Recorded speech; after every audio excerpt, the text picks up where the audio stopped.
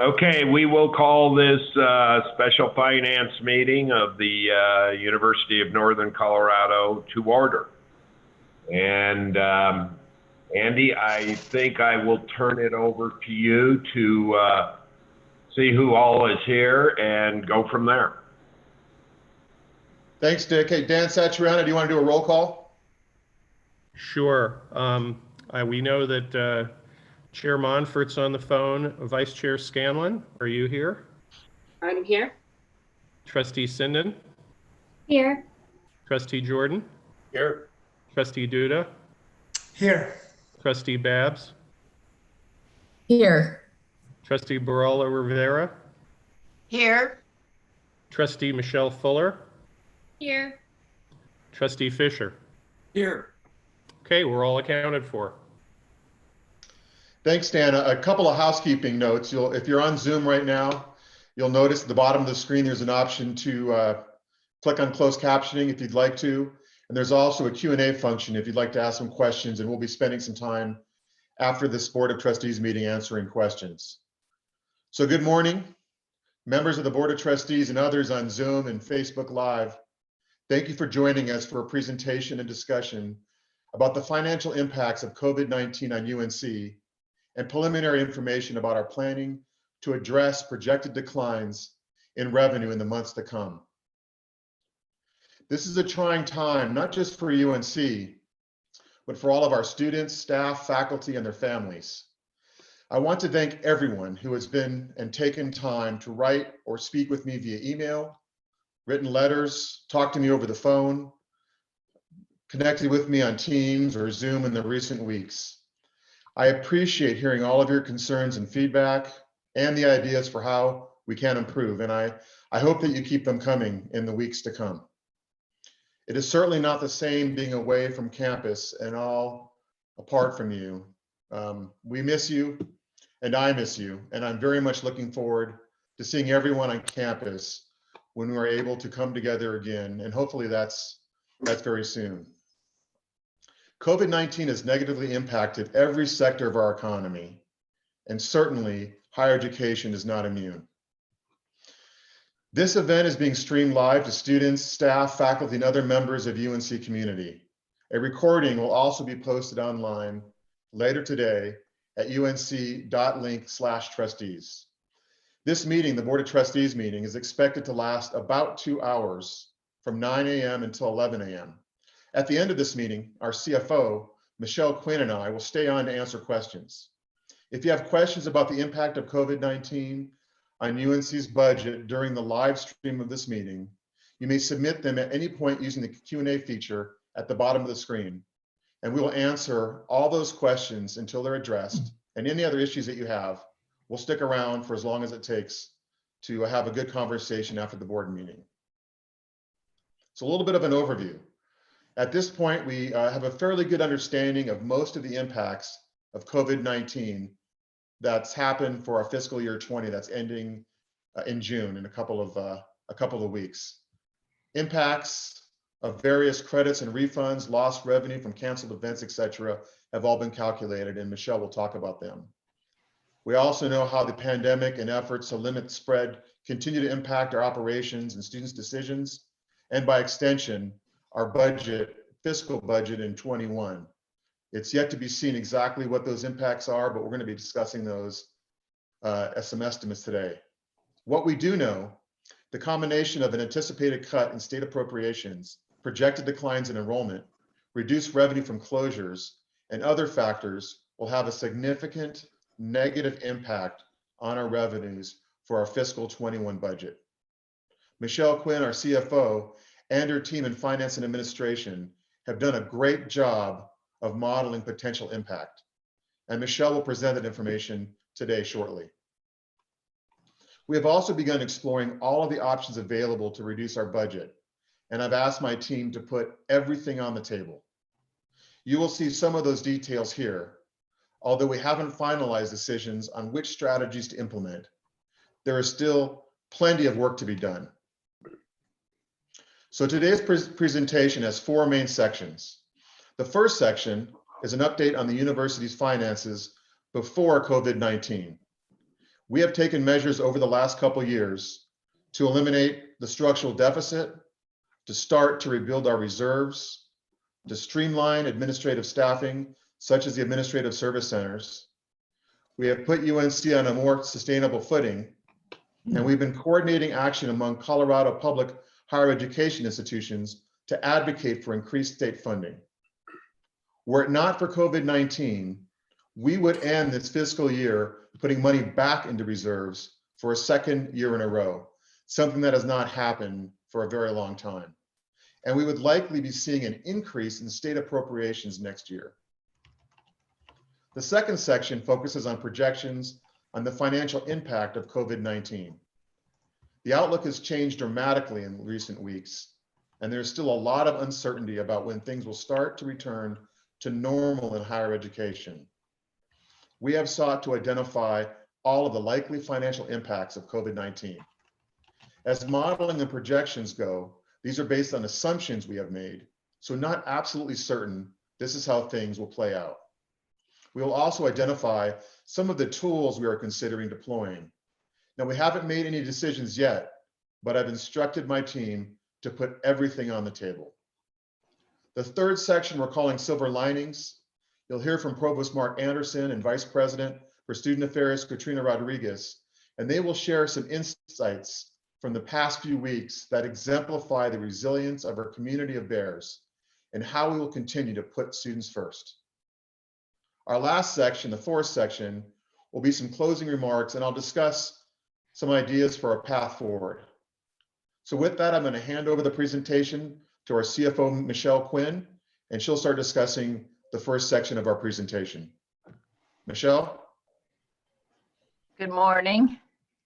This is a very different way to be interacting with folks, and I think everybody's adjusting to what that looks like with staying at home and learning lots of new technology. As Andy said, I'm going to start off talking about where we were before the health and economic impacts of COVID-19 started to hit not only UNC but the state and the broader economy. I think what sort of summarizes it for me was a conversation that I had last week with our Moody's ratings analyst. Many of you may know that a couple of weeks ago, Moody's issued an updated outlook on the entire higher education sector with a negative outlook. And I had a conversation with our analyst to talk about what UNC was doing and where we were going. And the one bright spot of that conversation is that she was very complimentary of the results that she had seen in our fiscal year 19 work. Our costs as compared to the prior year had decreased on a full accrual basis, and we had added to our reserves. The campus community and the board will remember that a year ago at this time, we were in the midst of finalizing $10 million of budget cuts that had a positive effect on our finances for both fiscal year 19 and for fiscal year 20. At that point in time, we did have a layoff of 11 people, and we eliminated 77 vacant positions that we had been able to build up through having sort of a soft freeze in our hiring practices, what we'd referred to as a 60-day hold. We also made the difficult decision to adjust downward employees' health insurance and tuition waivers benefits, and we had an early retirement incentive for faculty that allowed us to reduce some positions on the faculty side as well. So for last year, June 30th, 2019, we ended the year by increasing our operating reserves by $900,000. And that was the first year in quite a few that we had been able to increase our operating reserves. Then this fall, Mark Anderson, who had arrived here on campus just over a year ago, worked with the deans and looked at the vacancies that we had in faculty, eliminated 33 positions, and then also staff and the leadership in housing and dining made reductions in that area due to the fact that our occupancy was down last year and had been down for a couple of years. So as of our second quarter financial report, our second quarter ends in December, we were anticipating that we would be able to increase our operating reserves by $1 million this year. Additionally, as we looked forward to fiscal year 21, we had some optimism as to what our state funding would look like. Andy had worked extensively both with representatives from the governor's office and the governor, and met with every member of the Joint Budget Committee and the Capital Development Committee to ensure that our state representatives understood what UNC's needs were, how we could best serve our students. And so we were anticipating that the boiler project would be funded on the capital side. We had also given a tour to the Capital Development Committee to help them understand some of our other deferred maintenance needs. In particular, Fraser, our performing and visual arts building, and the work that needs to be done there. And we were talking about developing a new campus master plan to look at the facilities going into the future 10 or 15 years. On the operations side, Andy also led some work with the other CEOs of the higher education institutions to have a unified approach towards working with the Joint Budget Committee and the governor on funding. Because of that, two very specific and positive things were happening. One of which was that a new formula for allocating funding had been developed. This was work that was done collectively by the CFOs, with a lot of the heavy lifting done by some of our colleagues at CU. All of the institutions had agreed to it. The Joint Budget Committee supported it, and there was actually legislation that has been drafted to make that new formula law. The Joint Budget Committee also had put a 7% overall increase into the budget for higher education. So we were seeing a lot of positive signs on the state side. From a planning perspective, while we knew that, or while we were planning on increases in the state, we also had to address sort of the tail of several years of smaller freshman class sizes. For fall of 2020, we had been planning that we would be down about 3.8% in undergraduates, or 315 students. This was due to, again, the smaller class sizes that had come in through fall 17 and fall 18 and 19. And we were planning on flat freshman enrollment in fall 20 relative to fall 19. We also had an intent to increase salaries after having 2 years of no faculty or staff raises. But we also knew there was additional work to be done. We had identified the need to make an additional $5 million in budget cuts. And one of the real challenges that we faced is that we had very few vacant positions to work with. I mentioned a few moments ago that when we implemented the $10 million in budget cuts a year ago, we were able to take advantage of a significant number of vacant positions. We just didn't have that. And so we had a limited ability to make budget cuts without affecting people. And this was something that we really wrestled with. And of course, the campus was very concerned about. These were conversations that the board had with campus earlier this year. Each vice president was working on a restructuring plan to include administrative service centers. And I know that we've all talked through that. So that's where we were. We were finalizing sort of the structure at each vice president's division level. The issues that we were trying to address through the restructuring were primarily two things. First, the issue of a generalist versus a specialist, and second, the issue of spans and layers.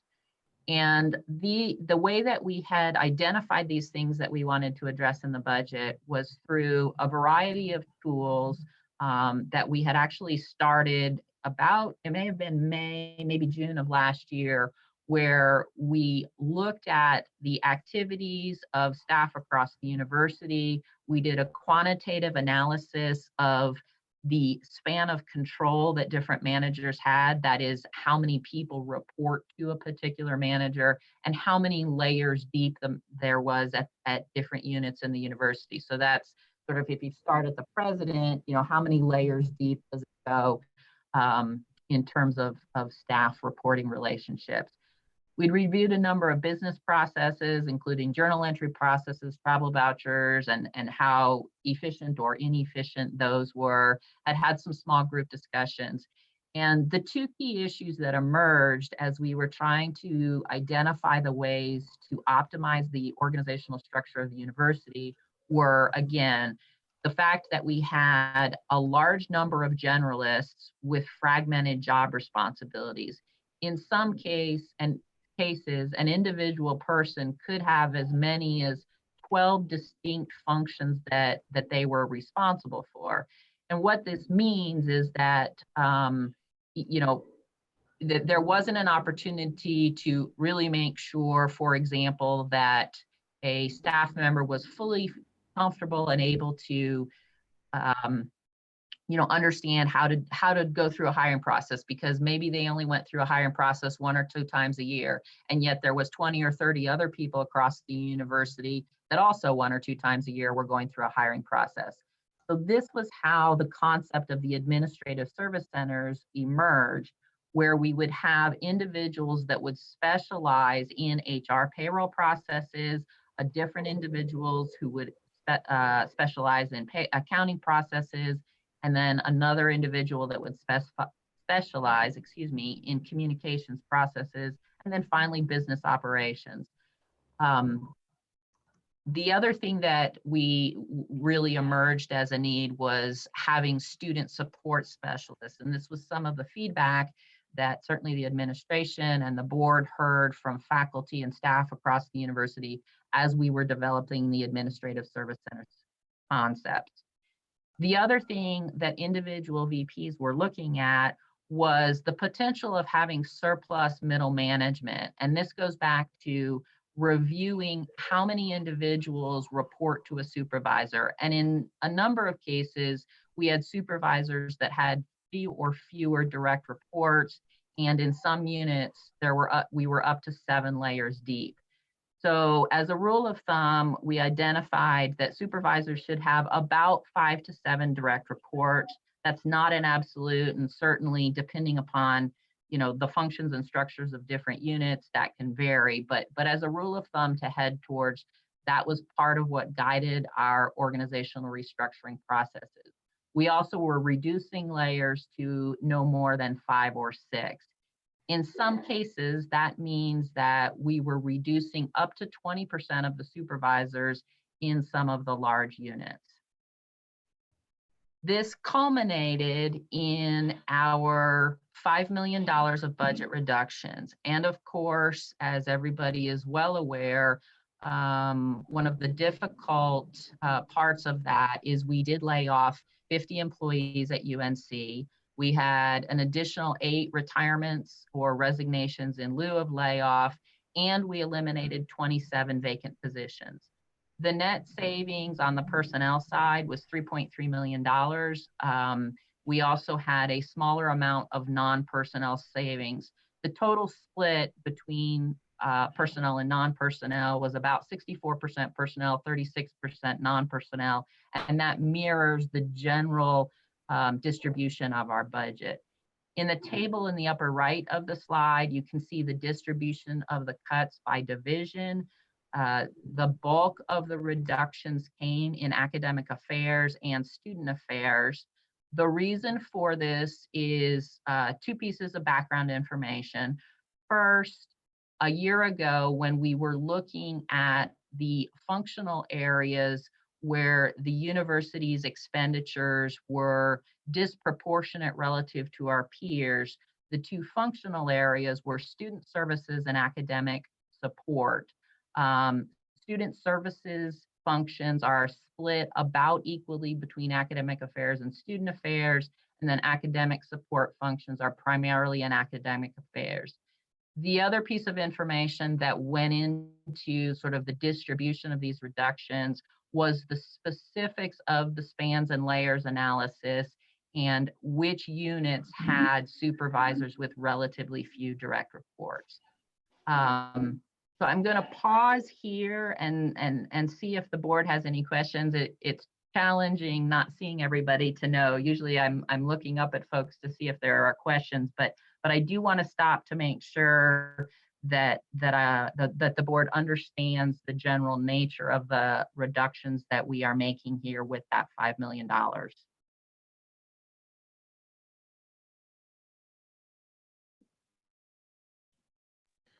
You may need to Michelle, unmute yourself. Yeah. Michelle, on Were this you saying slide, something? Uh-huh. yeah, on this slide, you show 3.3 million of personnel savings, right? Yes. So 3.3 divided by, I guess that's 5 million, right? Yep. 5.27 million. Yeah, okay.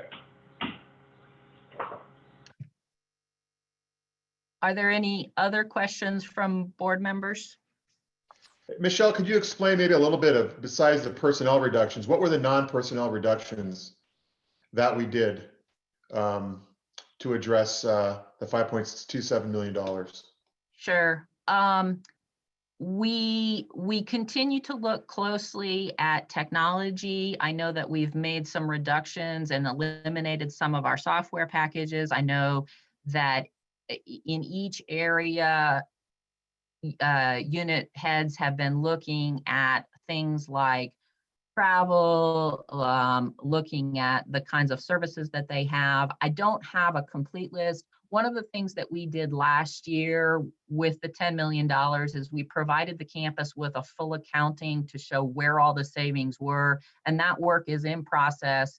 And in the next month or so, we'll have a full accounting of what all of those are. Michelle? Yes. Could you remind us where you ended up in terms of the split between how much of the savings was achieved on the education and general budget and how much was achieved on the auxiliary budgets? That is a great question, Dr. Jordan. I would say probably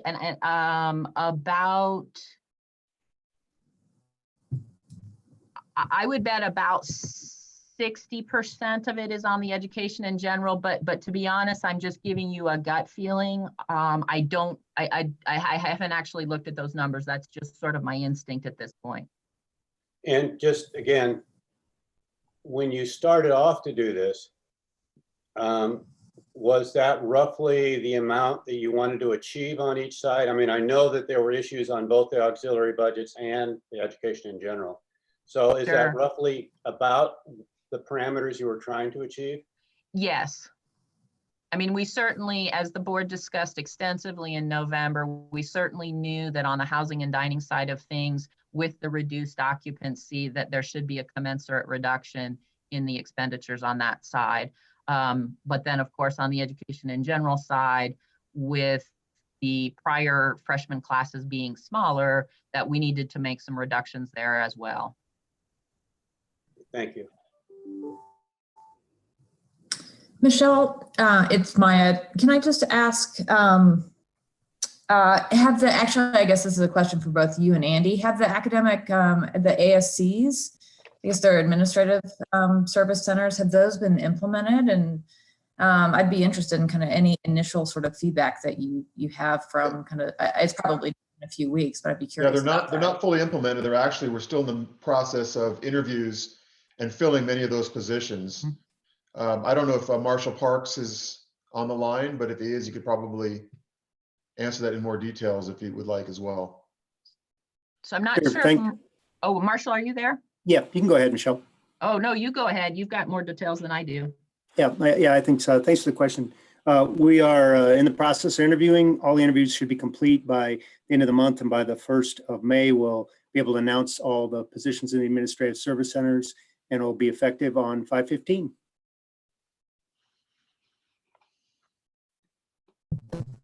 Okay, thank you. So these are, so just so I'm clear, so the layoffs are net of kind of the people that are going to be added in the ASCs, or are those shifted up? Could you just, so That's these are exactly, net numbers? that's exactly right. Correct. There were more employees that were given notification of layoff and then the opportunity to reapply for about 30 positions. Great, Net thank you. effect was 65. Excuse me, I'm sorry? I'm sorry, Dick? Net effect was about 65, is that correct? The net effect actually ended up being 50, Dick. The 65 was our estimate when we were looking at this in February. Part of what helped that number is we had the 8 retirements and resignations. So you've got sort of the net layoffs of 50 plus the 8 retirements and resignations is a net of about 58. And our estimate in February, as we were still developing it, was 65. And we also improved on the number of student support individuals as well at the college level.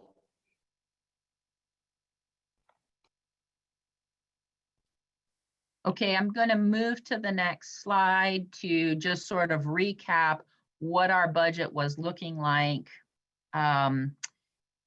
before COVID-19 hit. We were planning on flat new freshmen, 1,817 students. We were looking at flat transfer, and we're actually even hoping for maybe a little bit better than that due to the work of Ames to UNC. However, down 315 continuing students because of the fact that we were sort of moving smaller class sizes through and graduating larger class sizes, which would have been an overall decrease in undergraduate enrollment of about 3.8%. On the graduate side, we had been planning to be down about 50 students or 2.4%. Our budget parameters included a 5% increase in state funding. As I mentioned a few slides ago, the JBC had actually put in a 7% increase, but we were planning for a 5% increase. Of course, the $5 million in budget reductions were incorporated, and we had the intent of the 3% classified increase as determined by the state and making a 2% salary increase for faculty and exempt staff. This left us with a pre-COVID budget of about $199 million in revenue, and then 188 in operating expense, $3 million in strategic investments, and then the transfer of our capital revenues to the capital budget of $6.8 million, which would have left us with an overall growth of our FY21 operating reserves by $1.1 million. I'm now going to move to the next section, which is the impact of COVID-19, unless there are any other questions about what things were looking like prior to about mid-March. Okay. So with COVID-19, I want to talk a little bit. I'm backing up now here to fiscal year 20, the year that we are currently in. When we shared our Q2 forecast with the board, and Q2 ends in December, we were planning for $1 million increase to our operating reserves. As we were starting to update our forecast for Q3, the campus really had done an excellent job in holding costs down in the current year relative to budget. We actually were forecasting, and still are forecasting, that there would be almost an additional $3 million in savings. And so had the impact of COVID-19 not hit, I would be sitting here at Q3 telling you that I was forecasting a $4 million increase in our operating reserves for the current year.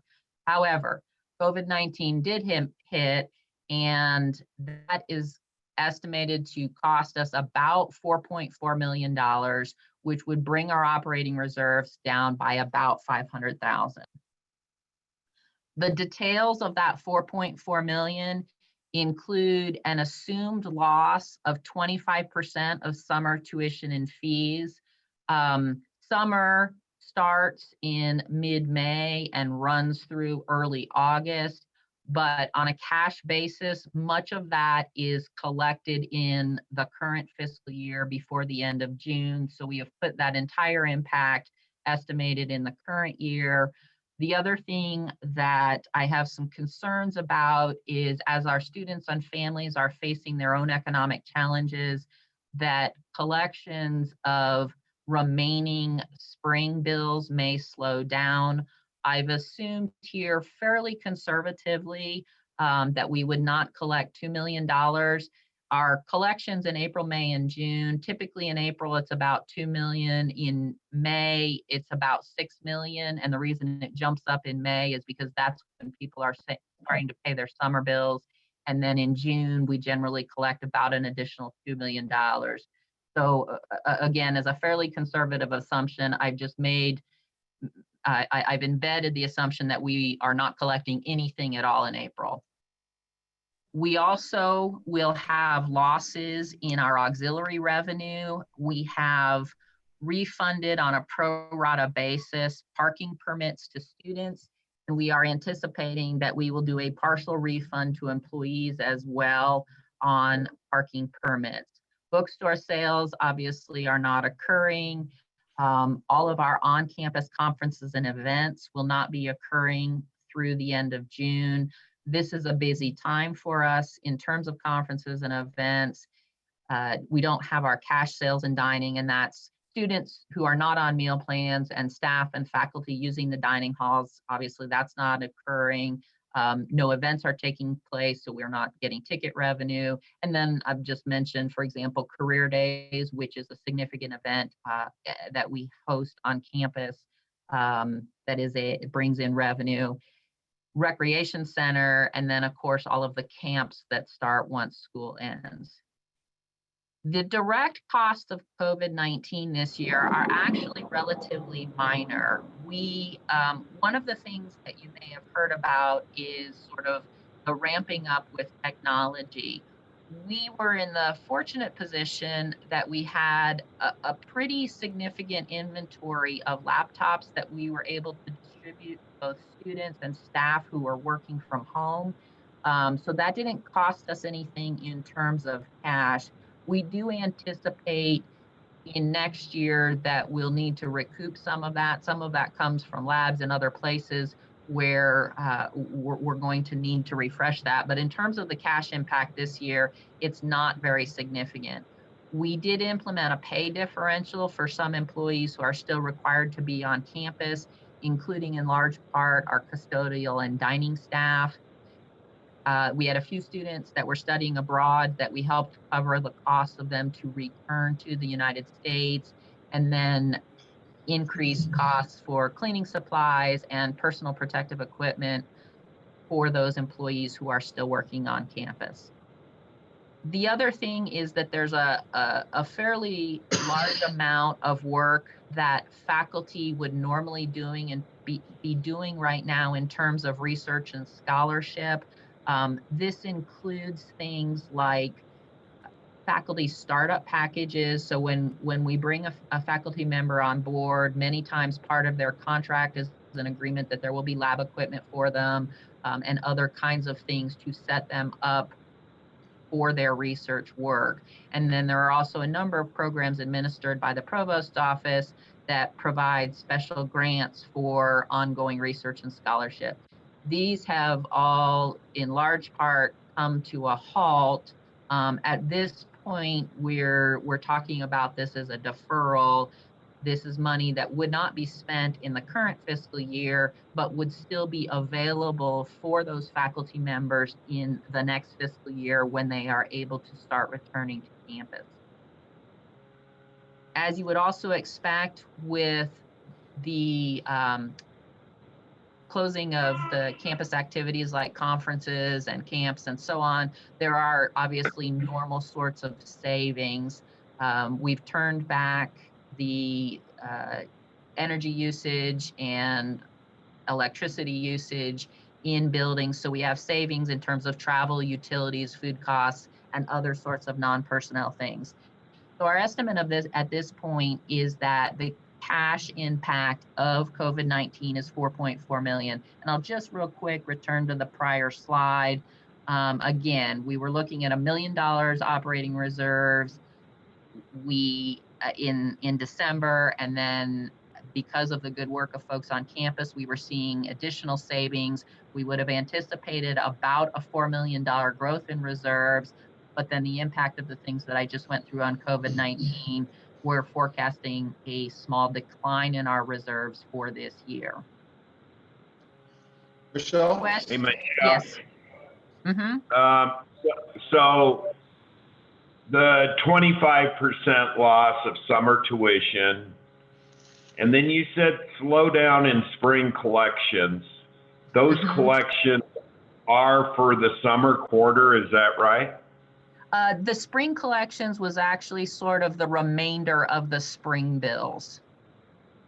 Okay. We have some folks on monthly payments and other means, probably, which are still paying off the the semester's bills. Okay, so that 2 million isn't in addition to the 3.65. What is your normal summer? Well, I guess I could take that times 4, so 12. 16 million. 16, okay. Yep. So, Michelle, this is Fritz.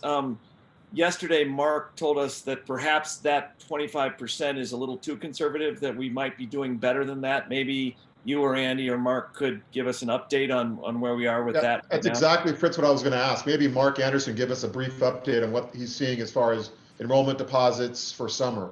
So what I might suggest, Andy, and certainly we can go there, but there's a slide in just a few slides where Mark has the specific numbers. Oh, perfect. Would you want to wait just till we get there? We can wait. That's fine. And Fritz, yes, there is some good news, and Mark can share that. So I think it is certainly reasonable to say that these are conservative numbers, we hope. So, Michelle? Yes. Back sort of to a similar question.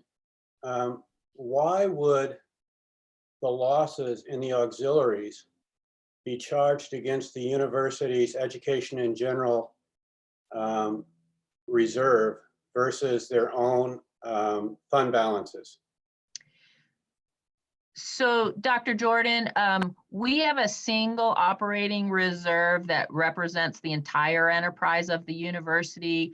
We do anticipate that much of the that we will be able to address much of the savings within the auxiliary units.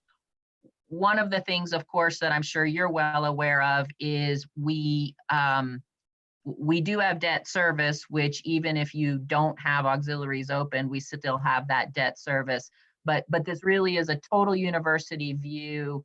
And certainly I could, it can be parsed out by individual areas as well. But so the fund balances of the housing and dining system are reflected inside of what was originally the $4 million that we had in Correct. reserve. Yep. And so just what was the rough distribution of that reserve between auxiliaries and the education in general budget? So, and I'm going to flip forward one slide here because this may be helpful at this point. If you look at the total cash of the university, and I'll just refer to the last column there, our forecast this year is that at June 30th, we would actually be up slightly in cash relative to last year. So 42.9 million versus 42.5. And that is distributed by a $13 million capital reserve, a $5.8 million operating reserve, which does include education in general and auxiliaries, and then $24 million of all other cash. That $24 million is what I conceptually refer to as the checkbook. That's sort of all of the different funds, the money coming in, the money going out for payroll and so on, as well as capital projects that have been funded. So the green stuff is the part that is the checking account. Conceptually, the money is all in the state treasury. The yellow stuff is the operating reserve which includes reserves that have been generated both from education in general and auxiliary parts of the university. And then the 13 million is capital reserves, which have been generated both by student capital fees and the capital contributions of the auxiliaries.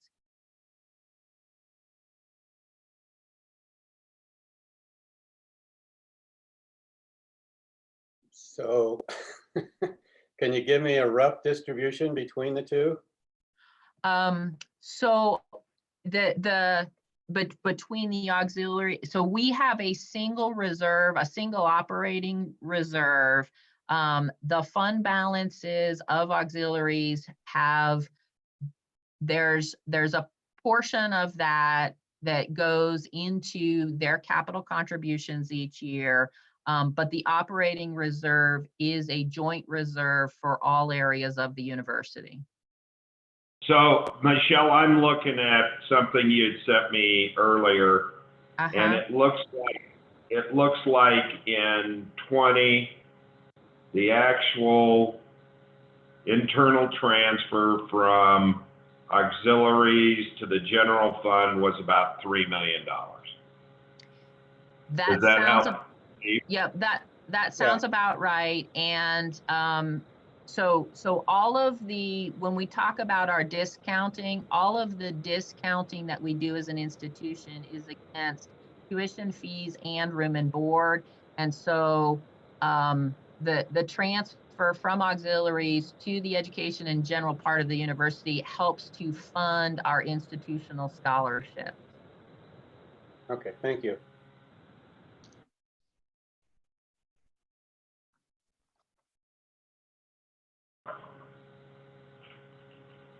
Okay, I'm going, so that's kind of the end of where I'm forecasting us being in fiscal year 20. And I'm going to move on to sort of talk about federal and state funding and the outlook for fiscal year 21.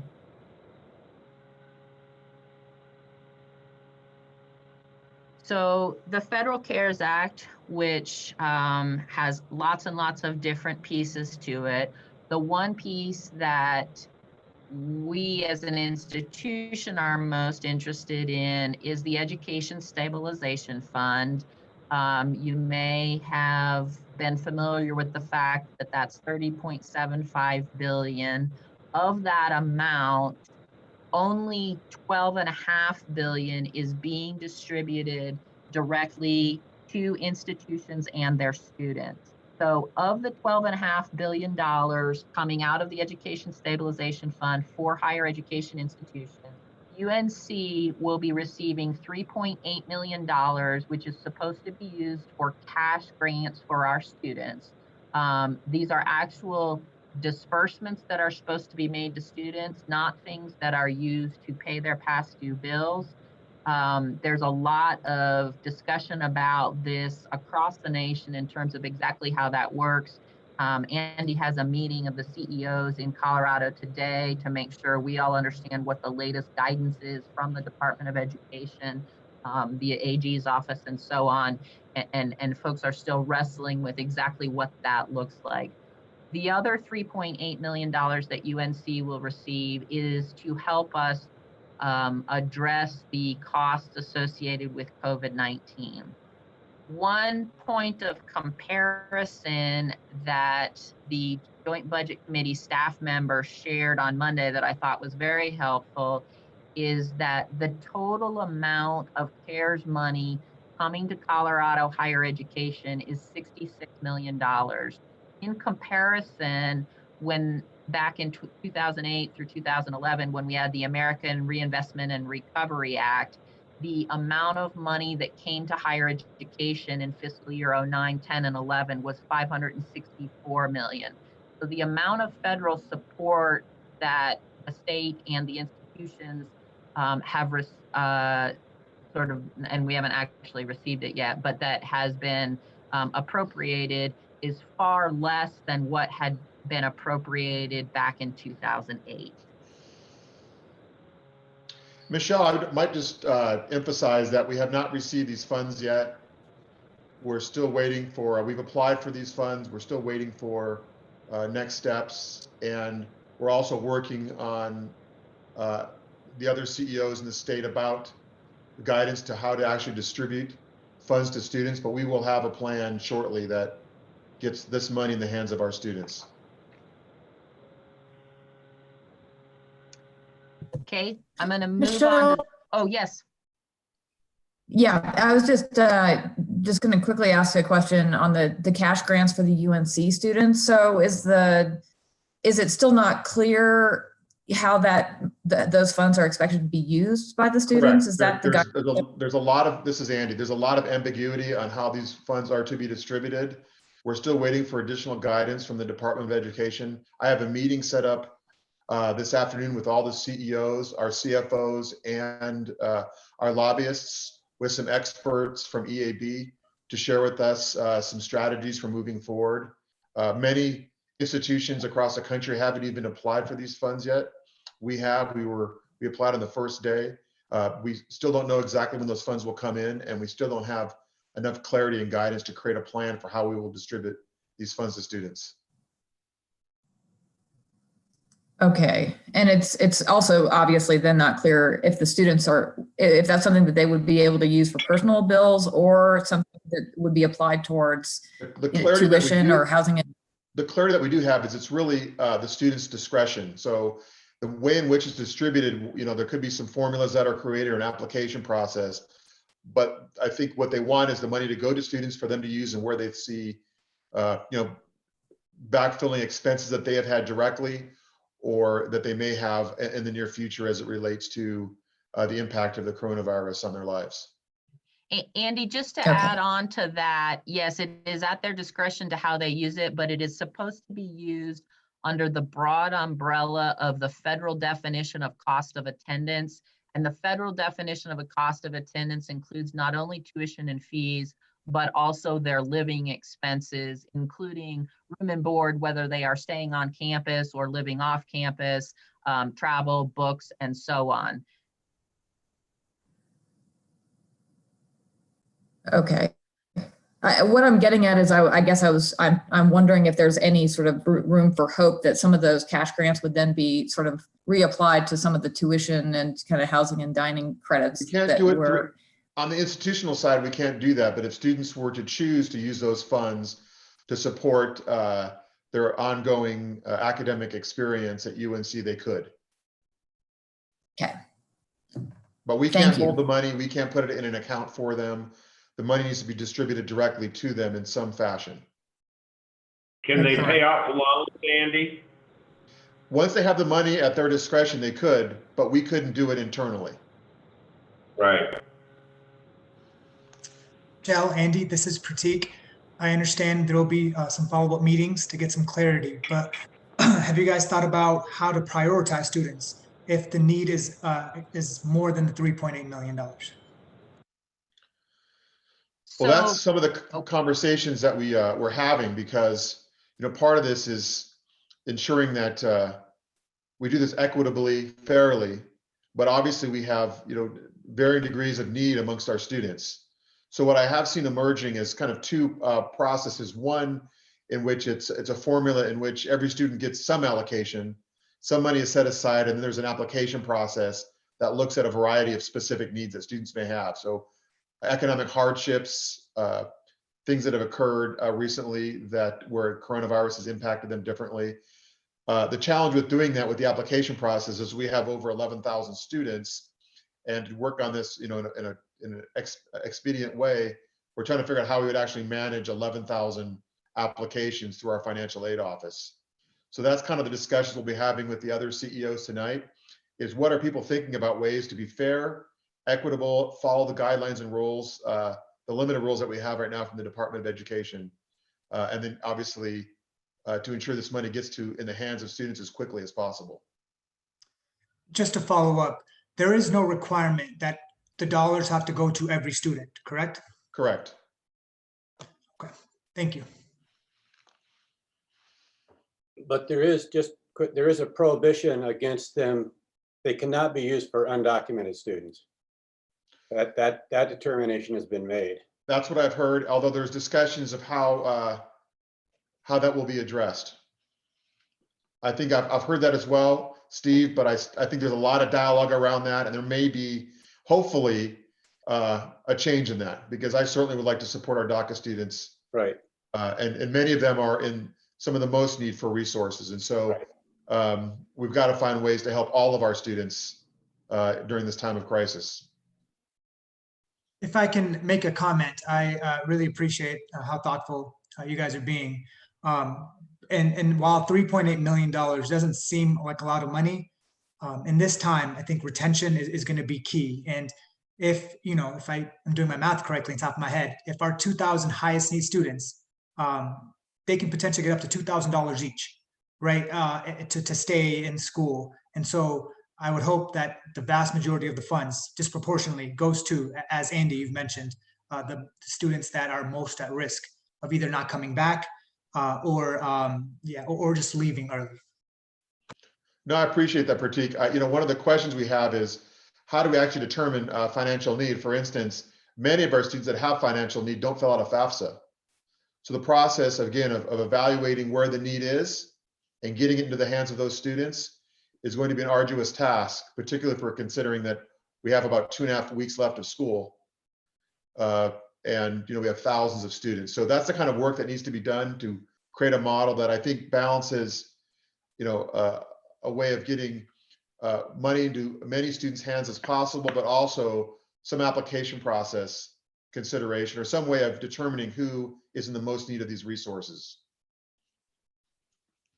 Well, and it's only about $400 a student, right? Correct. A little bit less, probably $370 or something around that range, exactly. Okay, I'm going to move on to state funding. So this information comes from the OSPB from several weeks ago. I think the important thing to note in this slide is the estimated revenue decline in sort of that red and orange column. At that point in time, the OSPB was estimating that the revenue loss from COVID-19 for the remainder of the current fiscal year and next fiscal year would be about $3.2 billion. That number has shifted back and forth over the last several weeks, but in terms of rough order of magnitude, $3.2 billion. Importantly, they are also forecasting that in fiscal year 22, the revenue net decline will be $2.5 billion, and even in fiscal year 23 would be $1 billion. I think that's important context to understand, because when we start to talk about our state funding prospects for fiscal year 21, we also have a pretty significant tail in fiscal year 22 and potentially even fiscal year 23. What we do know is that the state is going to do an updated revenue forecast on May 12th. This is an interim forecast. Normally, they just do their forecast on a quarterly basis, but because of this situation, they will be updating it then. Next week, the Joint Budget Committee staff will be distributing updated figure setting documents. We were originally asked, or we were originally told that the scenarios that they would be looking at for higher education would be flat funding, a decrease of 10%, and a decrease of 20%.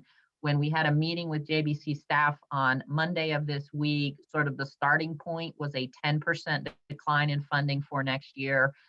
So that gives you a sense of what their initial take is. And then the long bill, the appropriations bill, is expected to be completed by the end of May. And then at that point, we anticipate having a much better sense, obviously, of what our state funding will look like for next year. Any questions about the state funding outlook? Okay. So when we start to think about revenue scenarios, and we have run quite a few different scenarios, and we've done it both collectively as CFOs and then also internally on campus. And the range of those scenarios is everything from like $8 million to $50 million of lost revenue. I think this is a good starting place to just give you a sense or an anchor of what our revenue loss for fiscal year 21 might look like. And I'll just kind of work through what our assumptions were here. First, on state funding, as I mentioned, prior to COVID-19, we've been assuming we've been planning for a 5% increase. The JBC had actually put a 7% into the budget. Now it looks like there's at least a 10% decrease. That's a swing of $7 million. The CARES funding that comes to the institutions, I have in here, that's at $3.8 million. In all likelihood, that money will actually come in this year, but just for today's discussion purposes, I've got it here in fiscal year 21. Then we start to talk about enrollment. We had been planning for flat new first-time students, flat transfers, 315 decrease in continuing. This scenario assumes that we would actually be down 250 new first-time students. And again, I think it's I got just a couple more slides and then Mark will be giving you an update on where we are. I know that's a question that you have both for summer and for fall, but this scenario assumes we'd be down in freshmen by 215, and it assumes we would be down in continuing students by 365. So that was the 315 that is just sort of the normal course of graduating larger class sizes and moving smaller class sizes through, plus an expectation that 50 more students would not return in the fall. We also were looking at about a 50% decrease in our international enrollment. Fortunately for UNC, that's relatively small. So with those enrollment assumptions, that changes our revenue projections by a negative $3.2 million. On the graduate side, we adjusted our assumption to assume we'd be down 75 domestic students and that we'd have a 50% decrease in international students. That's a negative revenue swing of 1.2 million. And then there are the summer kinds of auxiliary revenues, conferences, programs, the international education program, study abroad, camps, all of those kinds of things, a negative $2 million. And then down at the bottom, housing and dining. And this is actually in two pieces. Half of it, or a little bit less than half, $4 million of it is the credits that we will be awarding to students related to their spring housing and dining bills. So we are providing students with a pro rata credit towards either summer or fall bills, and that amounts to about $4 million. The remaining $4.9 million assumes that even if we have in-person classes in the fall, that we will have a depressed level of occupancy in the residence halls. This assumes that we would have 450 fewer students in the residence halls, or about a 75% occupancy.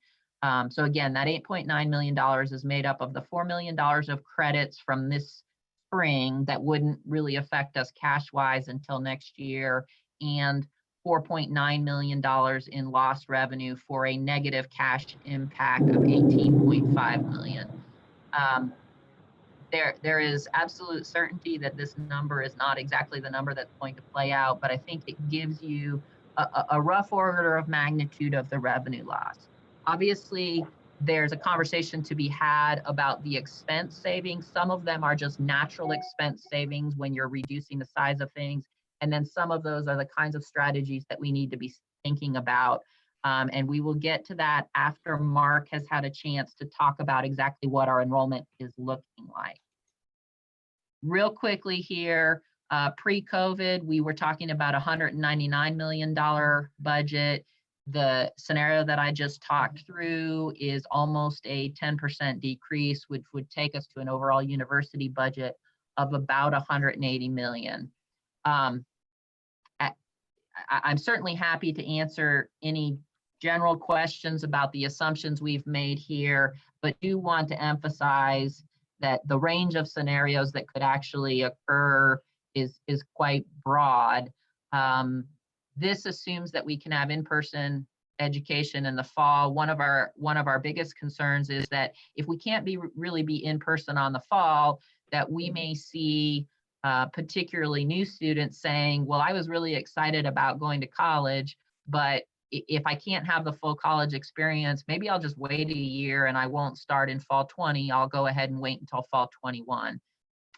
Any questions about the assumptions, or do you want to move on to having Mark talk about exactly what we're seeing in our enrollment numbers right now? So Michelle. Two questions. Go ahead, Steve. So I don't know if it's for you or for Mark, but have you seen any indication that the University of Colorado, to a great extent, and CSU to a lesser extent, is going to go much deeper into their pool on residency in order to help make up for international losses? And I think particularly not just Boulder, but at CU Denver as well.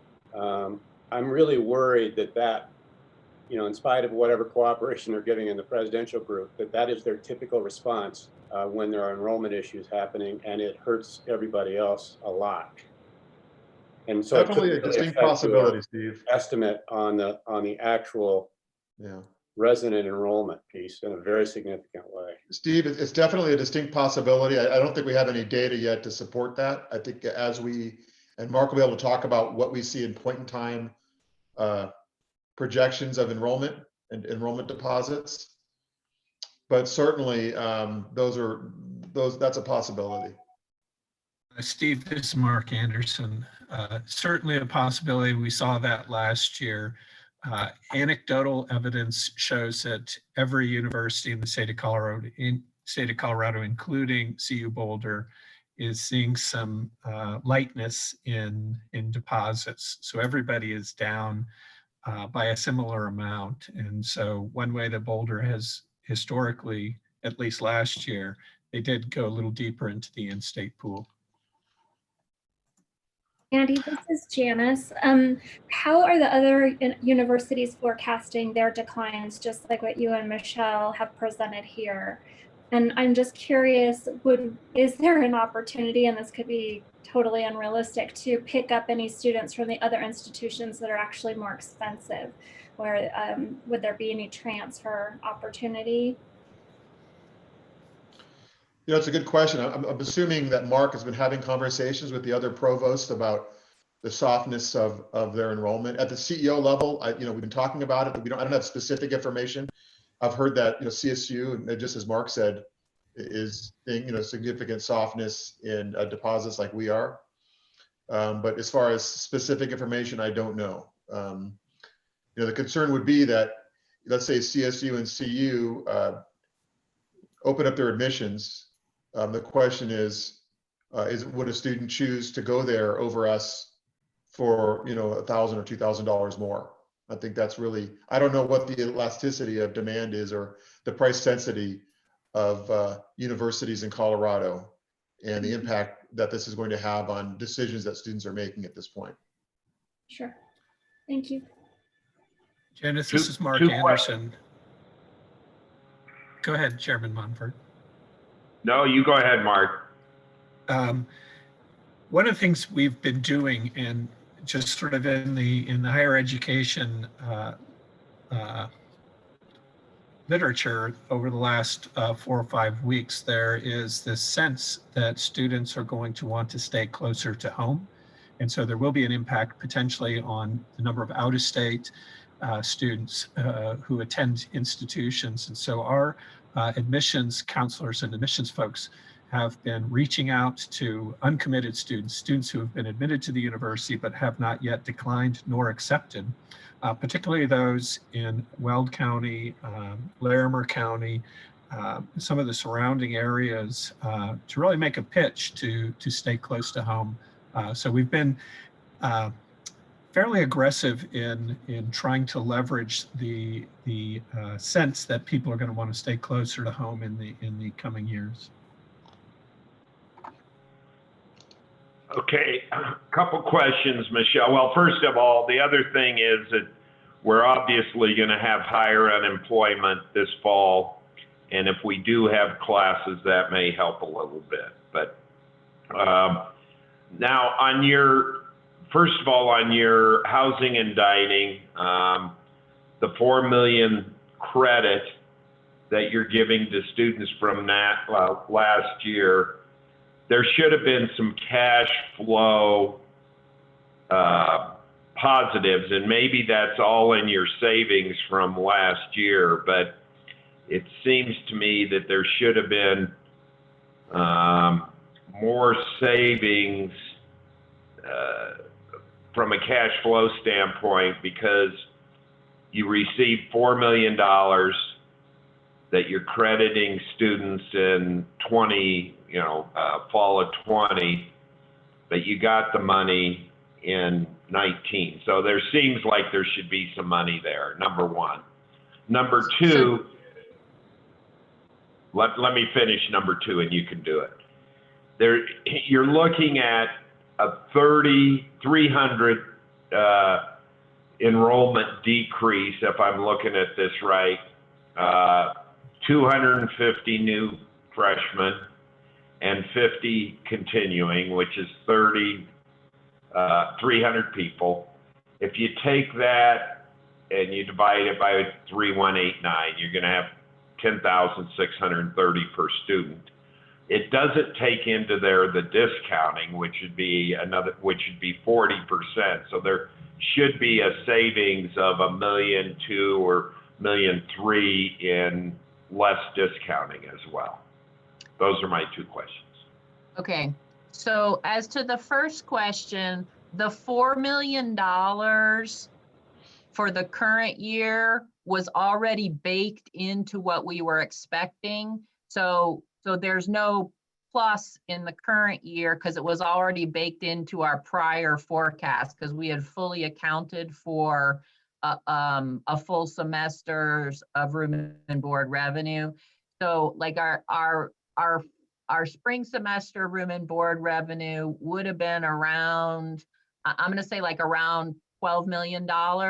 And that was already baked into the budget. And so when we took that $12 million and we said, we're going to give credits for 4 million of it, it didn't save us anything. We just didn't take the hit in the spring. We moved the hit forward to the fall. Does that make sense? Yeah, the only problem is some of that 4 million, you should have had, I mean, on the housing, you should have had, you show that you only had like 3.8 million if I'm looking, if you go back to that savings that you had in the,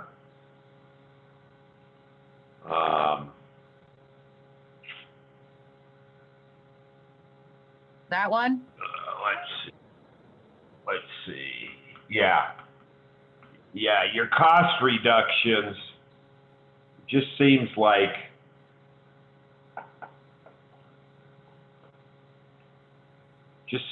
it should have been a greater savings, because a lot of the 4 million, a good portion of it is room, and there's really no cost there. It just,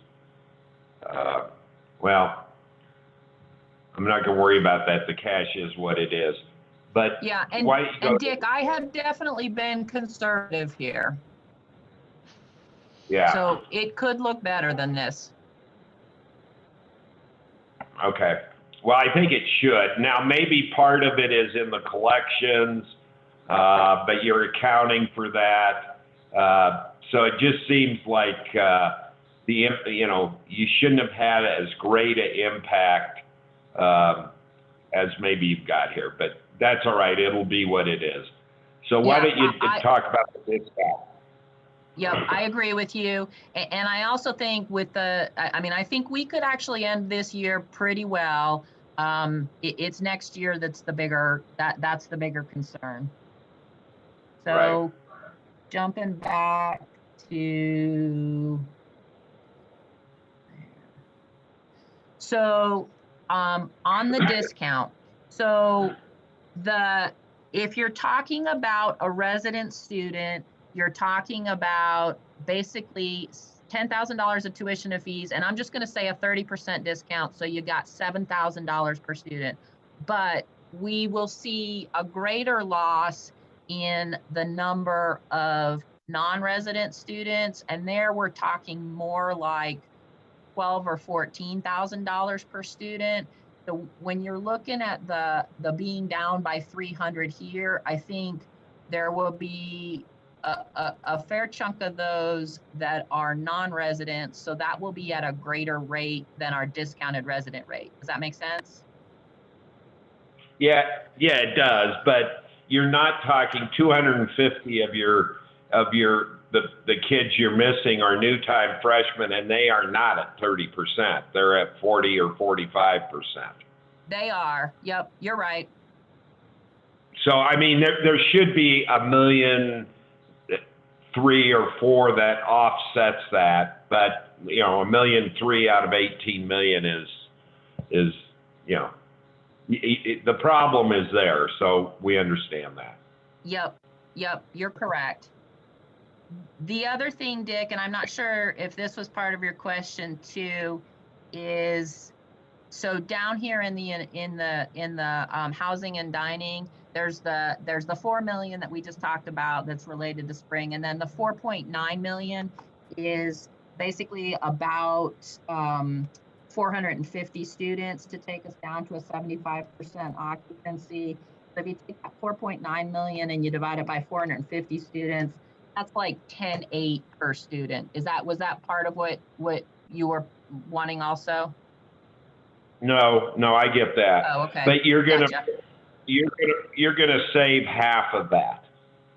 Maybe not half, but you should save pretty close. I mean, there's going to be an offset on expenses of food exactly. and labor Yep. and all that. So whether that number's 8, 9, the 4 million we're going to say is there, and you're going to pick some of that up last year, and Yep. 4.9, maybe there's 2.5 pick up there. Yes. And part of it will be the food costs, and basically our food costs are roughly, if you take, it's roughly about maybe 12% of our housing and dining revenue. So if you take that 4.9 million from next year, and you say times about 12%, you know, you're talking at least $600,000 in food costs. I think you also have the issue of labor costs. You are correct. And I think that's where, you know, one of the things that we have to start talking about is furloughs in terms of those of staff there. Yeah, but you've got a lot of people that a lot of students and I don't know if it's part-time, I don't know what you guys call them, but you've got a lot of students that work in the housing and dining, and some of that can be reduced, but we'll get to that. Correct. Yep, absolutely. Yep. Okay, I'm going to skip over this slide. This just gives you a point of reference to sort of quantify, you know, if you start changing enrollment assumptions and you start changing housing and dining assumptions, how to sort of do a quick rule of thumb on that. I think the only thing I would just point out here is that one of the biggest factors affecting our revenue for next year is going to be how mandated social distancing and stay at home or safer at home continues to play out.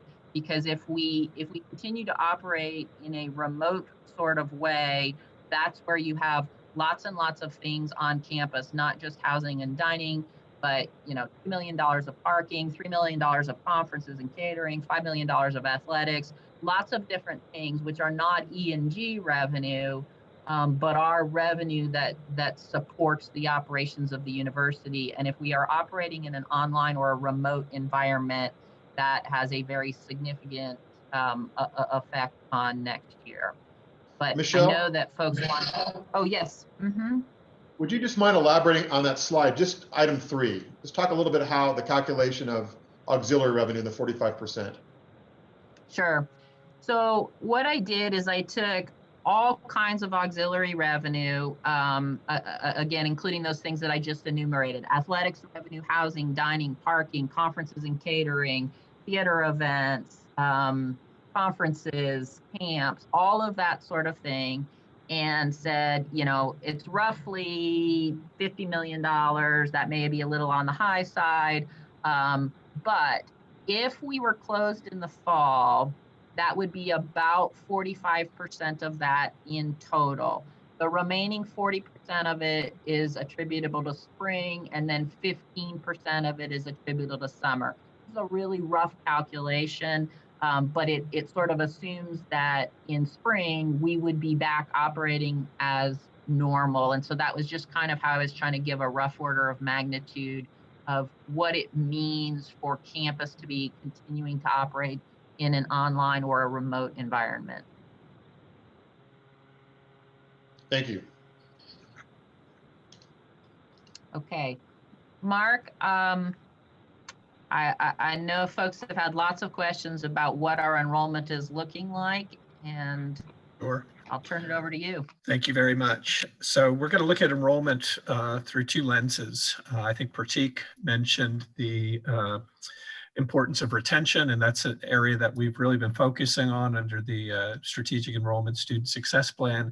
And then there's new enrollment as well. And so we've broken it out two slides. The first one really is how we think about retention. And what this is a slide that shows the number of registrations for the summer of 2020 and the fall of 2020. We opened registration for both 2 weeks ago, and we're comparing registration numbers to point in time, Monday of every week following the beginning of the opening of registration.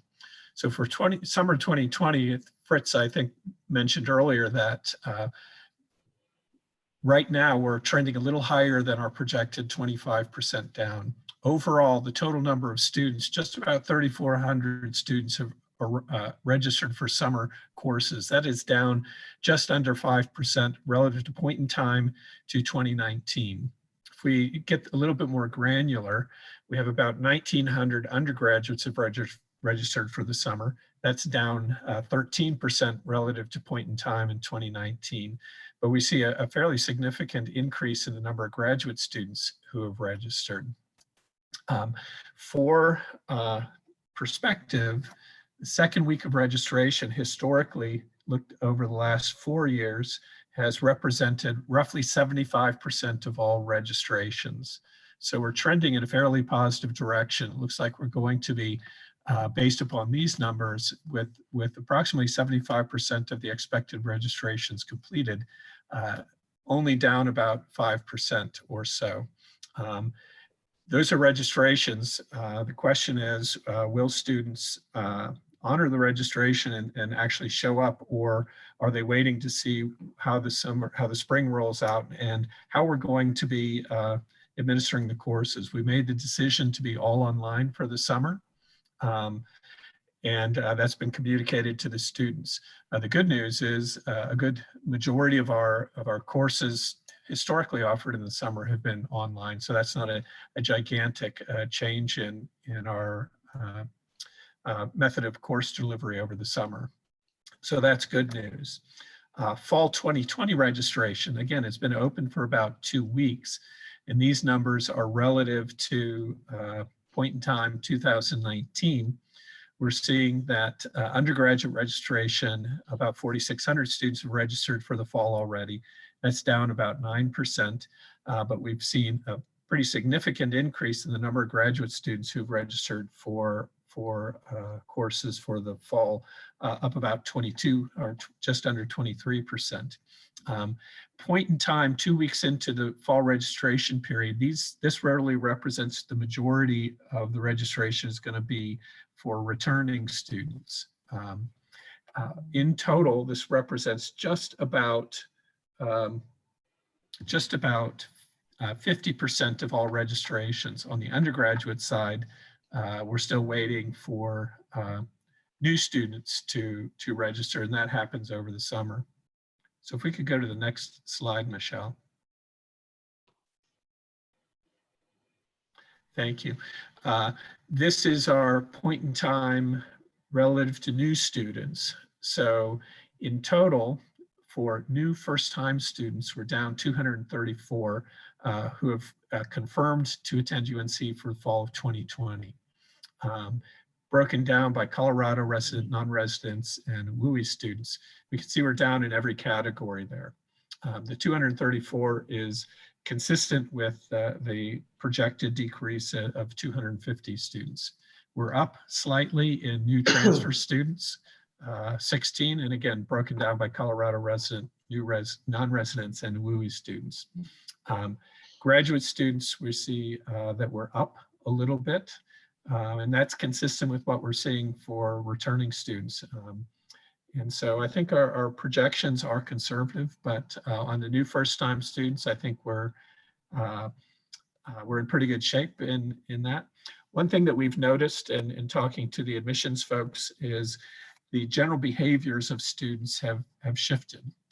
When most universities went to an alternate or online delivery in sort of the beginning of April timeframe, most universities saw a really rapid decrease in the number of deposits.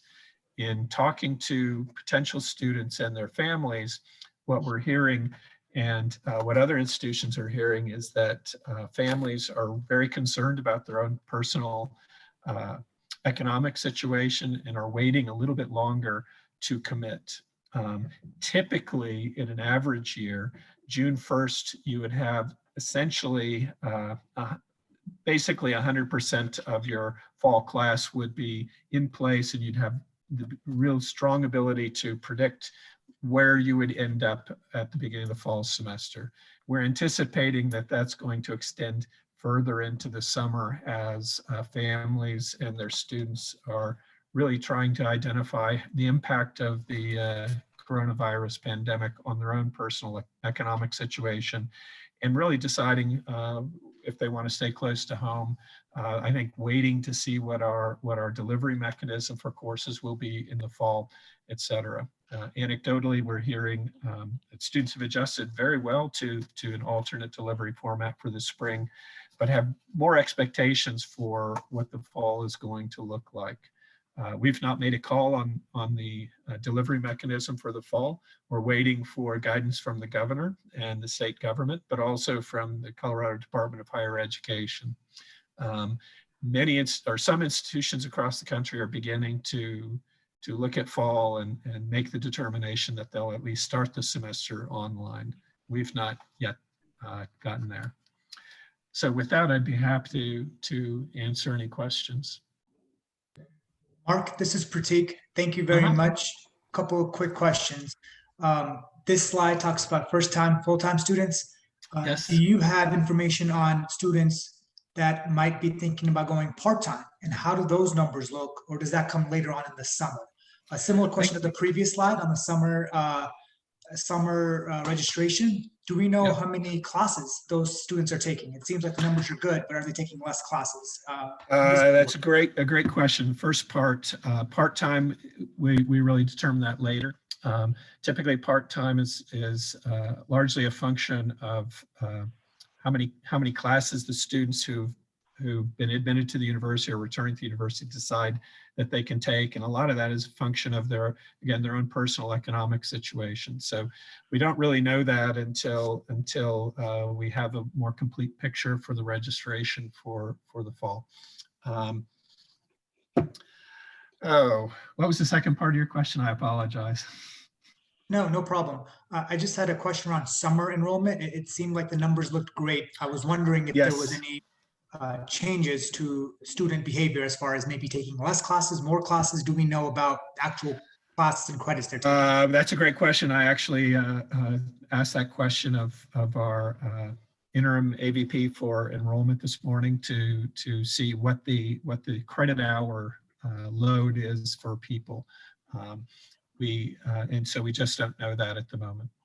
But that's a great question, because that ultimately is the more important factor compared to the absolute numbers of students. Typically in the summer, students take a lighter load unless they are close to graduating. And we've been talking to our advising folks to look at students who are within 12 credits of graduating, to reach out to them and see if we can identify courses that they could take in the summer that were being offered to help them get through and graduate over the summer. And so there's some strategies that universities can use to really enhance the summer enrollment. And we're starting to look and be a little bit more aggressive about that.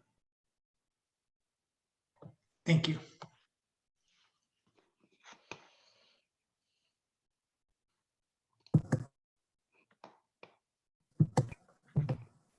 Mark, it's Mike. Can you hear me okay? Yes, I can. Okay, I just had a question about kind of just, and this is not just sort of for the fall, summer and fall enrollment trends, but kind of more broadly, and kind of further out over the next couple of years. I'm curious about, how enrollment kind of trends have looked sort of in historical kind of past very extreme cycles like the global financial crisis or 9/11 or,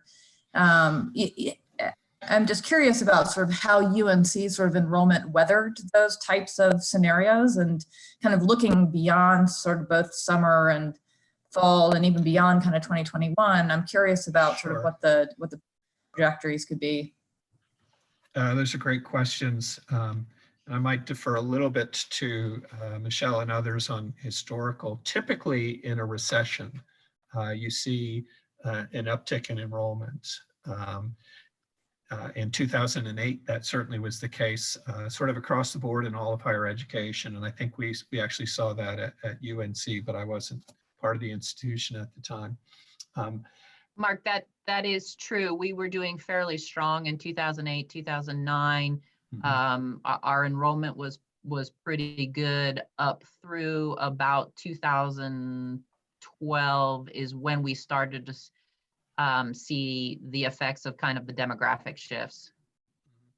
And there's a whole lot of factors that are working that are in play right now that are very difficult to understand how that will impact our enrollment specifically, but all of higher education in general. There's been this demographic change in the college age population. The number of high school students across the nation is flattened and is starting to decrease. Some areas, and Colorado happens to be one of those areas, there's actually a slight increase in the absolute number of students of college going age. A lot of that is due to internal migration in the country, but also immigration of people from other parts of the world. And we've benefited from that in the state of Colorado. But because of that and seeing some shifts in other parts of the country, particularly in the Northeast and the Midwest, there's a lot of competition for those students. And we've seen an uptick in the number of recruiting offices in Metro Denver to recruit students from Colorado to institutions in different parts of the country. We're not talking about elite institutions like Ivy Leagues or the University of Michigan, those types of places, but really regional comprehensive universities are also setting up recruiting offices in Metro Denver to recruit students, to take advantage of the population shifts that we're seeing across the country, but particularly advantageous here. In the mid-20s, there's expected to be a fairly significant cliff in college age students and decreasing rather dramatically in the 25-26 timeframe. My gut feeling, frankly, is that the economy is going to sort of exacerbate some of the competition for students, but also exacerbate this enrollment cliff that's going to happen. And so I know you sent an email earlier to Michelle and Andy, and I think a lot of the points that you brought out in that are really very important. And we have to understand what's going on at UNC, but understanding it within the context of the broader higher education marketplace, and adjust how we are serving our students to recognize that new reality. I don't know if that answers your question, but there's a lot going on that's going to impact enrollments, not just for UNC, but for all of higher education. Steve pointed out an important one, and that is Boulder has the ability to adjust their in-state versus out-of-state ratio, and anecdotally, it appears that there's going to be more students wanting to stay closer to home, at least in the near term.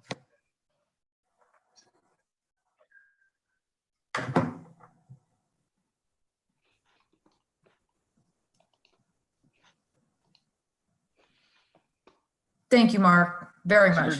Certainly. Any other enrollment questions for Mark?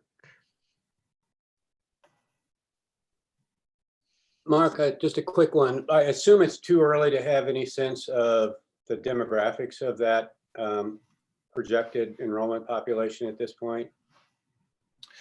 We've not looked at the numbers at that granular level, but I would anticipate that our population trends that we've seen in recent history are holding up for the most part, but I don't know the specifics.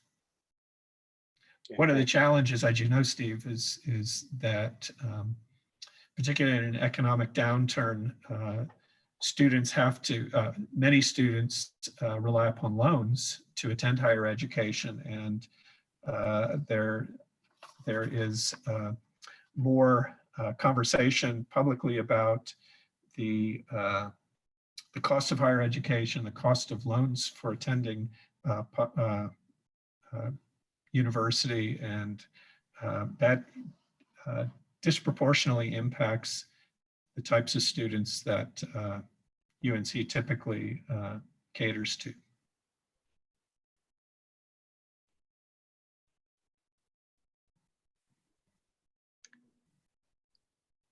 Okay, so returning back to the 21 outlook and kind of the scenarios that we're building, as we talked about with the revenue, obviously, if there are fewer students in the residence halls, if we are not having on-campus events, there are savings on things like food costs, not having in-person faculty and staff for the summer means that we've got savings on travel, savings on utility, and other kinds of savings that I would say just sort of naturally occur. The other thing that has been really difficult to have to address is the fact that we will need to forego salary increases for next year. We had gone 2 years without faculty and exempt staff increases, but given the situation and what has happened to the economy and the health concerns, we are not going to be able to have salary increases next year. And the state has, I'm not sure it's finalized, but where they were previously planning for a 3% increase in classified, that has also been removed as well. So there are some things, and this isn't intended to be a complete list, but it's just the sense of the kinds of things that are just sort of natural savings from reduced operations. As Andy mentioned in his initial comments, everything is on the table. We are looking at all kinds of operations, and there are strategies that we can look at. Lots of conversation about furloughs across the nation as different universities are wrestling with that. We've talked about salary decreases.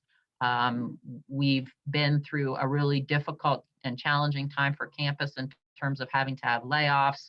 We can't take further layoffs off the table at this point. Mark and Katrina are looking at all of our academic and student programs and assessing those.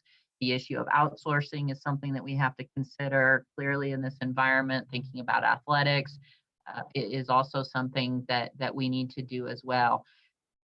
One thing that we've got a little bit of positive in, some of our buildings we've been able to rent out. We've got a contract to house some nurses temporarily and other health personnel since we have the available space. It's not a lot of money, but certainly as we look ahead to fiscal year 21, we're considering all options in terms of closing buildings renting them out, finding other uses for them. So this is intended to be just sort of a general overview and to just sort of underscore the point that everything is on the table. Some of these things are things that would be specific to specific parts of the university. And Dr. Jordan, I know you're very interested in understanding as we start to parse out, well, how does this differentially affect housing and dining versus on-campus education in general? These things certainly don't apply necessarily proportionally to all areas of the university, but are the kinds of strategies that we would look at for all of our operations. The other thing that we are considering and exploring are ways that aren't really operational changes, but things that can enhance our cash in the short term. So certainly we can defer capital investments, we can defer technology investments. We have a group of things that we call our strategic investments that includes the faculty scholarship and research. It also includes other kinds of activities that are designed to improve our student success and so on. We can think about whether or not those should be deferred, whether that timing is right. And it may be or it may not be. I mean, many of those things we may say, for example, some of the student success activities or some of the faculty research and the faculty startup packages, those may be things that absolutely need to continue. The idea here is just that Andy has asked us to put everything on the table. So rather than sort of trying to filter any of the kinds of things that we might address, it's like, let's just lay out everything, and then we will assess what the feasibility of it is, what the pros and cons are, what it means to the people here at the university, how it affects our students, but not to filter anything at the beginning, but just to make sure we're considering all options. Thanks, Michelle. So Michelle's presentation has covered, stark reality of financial challenges we face in the fallout of COVID-19. And there's still a lot of uncertainty, but we are planning on several probable paths forward. And as Michelle just said, we're keeping everything on the table. It's not lost on me that every other higher education institution, business, and family finds itself facing hard times as a result of the economic fallout of this pandemic. And I've been speaking with presidents and other institutions, local business owners, and Greeley and many of our students. And there's a common understanding that these are tough times for all of us. I know it may feel daunting to look down the line, but I want to encourage all of us to reserve some space for optimism. In the past weeks, I have been so impressed by our faculty, students, and staff, their ability to transform our teaching modality to online in a matter of days, the responsiveness to our students and addressing their technology needs with laptops and broadband access, food insecurity issues we've addressed, housing insecurity issues that we've addressed, and really coming together as a community. I'm also so proud of our leadership team, the cabinet, the extended cabinet, the President's Leadership Council, the Senate, for working together and really addressing this challenge head on. I know there's a lot more work to do, but I'm confident that we can get through this together. I'm also going to ask Katrina Rodriguez and Mark Anderson to talk a little bit about Students First and what they're seeing and what they're doing to ensure the success of our students in completing the semester, but also as we move forward into the fall. So I'll ask Mark and Katrina to discuss this a little bit. Hello, excuse my bit of a raspy voice here, bear with me. Let's see, in terms of silver lining, what I'd like to really talk about is and Michelle, I'll let you keep it on silver lining for a sec. That's okay. So I kind of want to talk a little bit about, during spring break, as we shifted to a virtual environment, it was really important that Student Affairs instituted emergency management processes. It's not super sexy to talk about the evolution of those first few weeks. It was messy and we're all moving very fast. And again, so proud of the housing and dining staff and all that they did to look at the systemic changes. We had small scale efforts and large scale efforts as we reconfigured quickly, trying to, really keep student needs and interactions top of mind. we had to make sure that those who needed housing and food, to make sure that was a priority. We know Maslow's hierarchy. If those basic needs aren't met, then we don't, students can't be in a space to learn and then also transition to this experience that certainly none of us know how to navigate, but imagining what a college experience looks like for a student, for it to be just so completely different. So really, our work in supporting students is centered on connection and engagement. We know that there are students who are feeling lonely, lost, obviously concerns about finances, their families' situation, as well as just negotiating, through the college environment, online learning, trying to pick that up really quickly. And so, as Andy said, we're so grateful and impressed by our students and our staff who have stepped up with innovative ways to connect and support students, as well as finding ways to engage at a meaningful level. There's engagement and then there's meaningful engagement. I think there's a significant difference. Next, I'm going to share some highlights. There's so many more, and I wish I could put everybody's great work up here, but let me at least share some of the broad pieces of this. So in our housing operation, we have 509 students who continue to live with us. They're dispersed across campus. We've got about 200 and some who are in Arlington Park apartments. So that's sort of where the bulk of our students are. We've had about 1,400 check out of their rooms officially, and we've got a band in there that haven't checked out yet. Some are from out of state. Some are just waiting until there's a little more all clear to come and get their things. So, we're working with families, providing social distancing, sort of like an appointment, if you will, so that we can move folks safely in and out. The other really impressive aspect is that out of 80 RAs, 52 chose to come back to assist students and to continue their role. And I just, again, think that's just so admirable because they didn't have to do that. They would be paid if they didn't return. And so, again, just super grateful for that. As you see in the photo below, dining services, this is our gourmet to go, where students can select from a huge variety. They can pick up 3 meals a day in one sitting if you want. There are options to heat food, hot food later. So again, dining's done such a great job. They instituted the 6-foot social distancing and waiting in line, and obviously the masks and gloves and all those kinds of things. So plus the other sort of plexiglass and things that you're seeing in other dining establishments or carryout. Right now, they're serving about 100 students a day. Some of the places where students are living have kitchens, and so some are cooking their own food. I also appreciated the cultural significance of providing spiritual and religious appropriate food for Passover and Easter, and so I thought those were tremendous pieces. We've always donated prepared food for senior meals.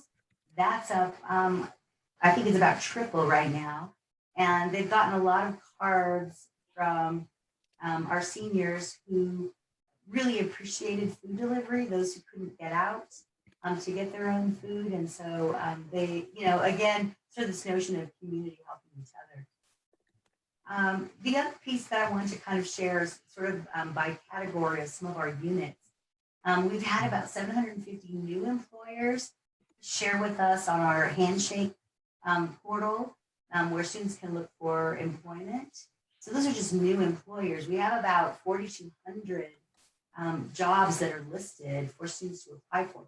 That's just in the last 30 days. So while we're seeing this dearth of positions that are, unemployment, there are a number of folks hiring. So, and this is just in the past 30 days. So I feel encouraged by that and wanting to steer students in directions. Some of those roles, some of them are for students who are graduating, but there's a whole plethora there. So encouraged by that. Our counseling center has really stepped up. Telemental health, as we've seen other telehealth kinds of environments come on board during the pandemic. Right now, they're seeing about 400 clients over a 2-week period. They expect that they're not doing group therapy in the moment. They're putting all that together. So they're doing individual counseling, and so they expect their numbers to go to 500 to 600 and kind of be at pace with where they were. So lots of students certainly struggling with mental health and negotiating all the change. Pardon me. And so, you know, again, proud of those folks. Our disability resource centers in full gear in terms of helping students and faculty in classrooms.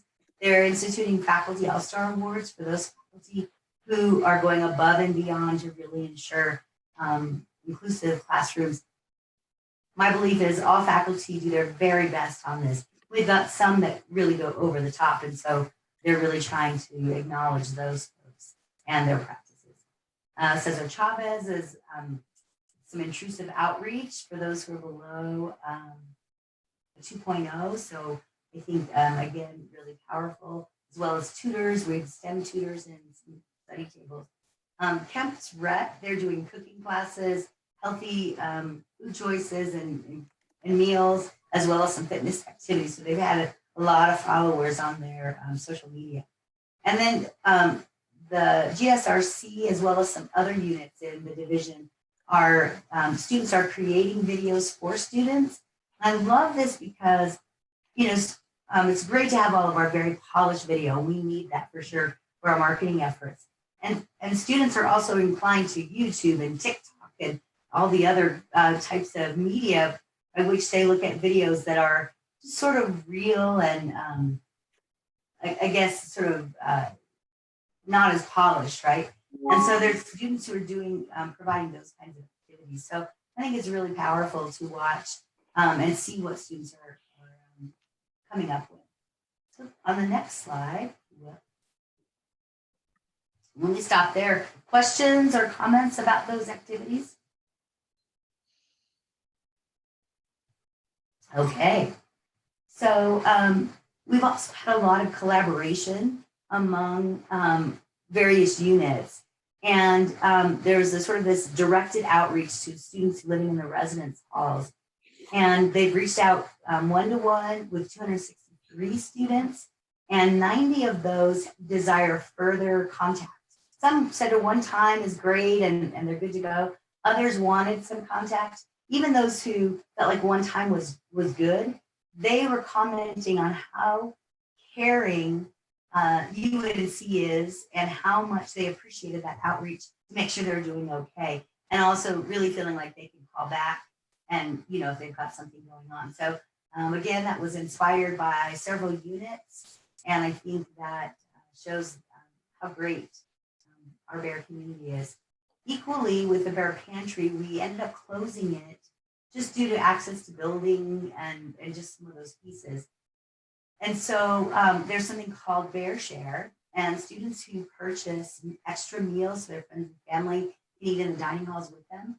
Students can donate those extra meals to our Bear Share plan so that students who are experiencing food insecurity can swipe to get meals. And so far we've got about 160. And we also received with assistance with advancement, a $6,500 grant to help with hunger issues. So we're excited to implement that to assist students. One of our other efforts is through Student Life is sort of getting a physical card. So folks can send in information about who they want a card to go to, what it ought to say. And then we've got a group of folks who are creating cards and sending them out. And again, some really great thank yous from folks in nursing homes and healthcare providers. Really grateful just for some outreach right now and getting something physical in the mail. Feels really, really great. We also have some panel discussions emerging, looking at the color of COVID-19 and how our communities of color are being impacted at a disproportionate level. And so some conversations that will be happening there, as well as virtual art shows, right? Getting academic units, the libraries, student life areas to, you know, we have so many great artists here. So again, you kind of get the smattering of all kinds of efforts coming in. Again, these are just a few. The last story that I'll share, and you can click on the link to read the full story, but our UNC Club Hockey celebrated their biggest fan with a parade, I think it was 50 cars. And 8-year-old Carter has been battling leukemia since he was 5. He's a hockey player himself, and he would come to the club hockey games here in Greeley, even on days he had chemo treatments, and just kept going. And so they've made him an honorary UNC Club Hockey member. And Carter said that the parade and just getting to be a part of the Bear hockey family was the best day of his life. So I just, again, the outreach to both our campus community and our greater community, as you're all seeing on the news and various stories, it's a pleasure to get to share with you all and for the campus to see so many efforts, and our websites are full of various events. And so, encourage you to take a look at all the different things that are happening on the news. Can I answer any questions before I turn it over to Mark?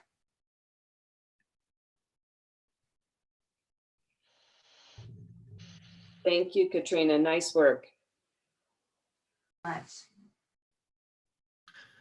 I just want to echo what Katrina said. I think the UNC community has really done an outstanding job of really pivoting kind of on a dime as we were starting to address the changes that were required by the coronavirus and the social distancing.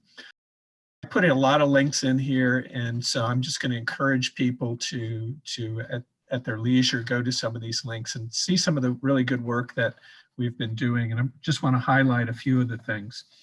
Early on, in response to really student suggestions, we worked with the faculty and faculty senate on a couple of policy changes. We instituted a satisfactory, unsatisfactory grade option. And this allows the student to change their grade option. So from an A, B, C, D, F grade to a satisfactory, unsatisfactory. And that has a lot of positive impact for students, which I'm happy to talk about. Students are able to see what their letter grade will be. They don't have to choose the satisfactory, unsatisfactory option until about 2 weeks after grades have been posted. So they can make an informed decision about how they want to be evaluated this semester. We also changed the withdrawal deadline so that students had much deeper into the semester to decide whether they wanted to continue a course or withdraw. So far, we've had about 200 students choose the satisfactory, unsatisfactory grade option. There's a lot of nuance to that. So we've been reaching out to those students to make sure they understand the implications of the satisfactory, unsatisfactory, so that they understand that they don't have to make that decision right now. They can actually wait to see what their letter grade would be, and that they make a decision that's best for them. Likewise, with the withdrawal policy, we gave students much longer to withdraw from courses. And we are really proactively advising students. And so I want to highlight the academic advising. They've been doing a really stellar job at reaching out to students. This is a very important advising period of time because we are registering for the summer. We are registering for the fall. And so the advising has moved all online. They have virtual drop-in Zoom meetings. They have scheduled events. They have group events. They've been doing a great job. And I just put a link to the humanities and social sciences advising to give you a sense of what they're doing. In addition to advising, we've moved tutoring online, and Katrina talked a lot about that. The important thing to really recognize about that is that most of the tutors are students who are either being paid to tutor, and they're doing that virtually, or they're volunteering to tutor. And so the community has really come together. We have a lot of our programs that have clinical and practicum experiences as part of their graduation requirements. And typically that's a culminating experience for students. And oftentimes there are hour requirements in order to graduate. And so I just want to highlight two programs, speech language pathology, as well as applied psychology and counselor education, who've really worked hard to give students those experiences and moving things into an online or telemedicine environment. not only are they giving their students an opportunity to finish their clinical experiences to get ready for their professional lives, but by moving into a telehealth kind of experience, they're really anticipating the future and providing students experiences that will prepare them for a career, not just now, but in the future. And I think that's going to be a really important experience that students are having. Nursing is another program that has a fairly substantial clinical experience.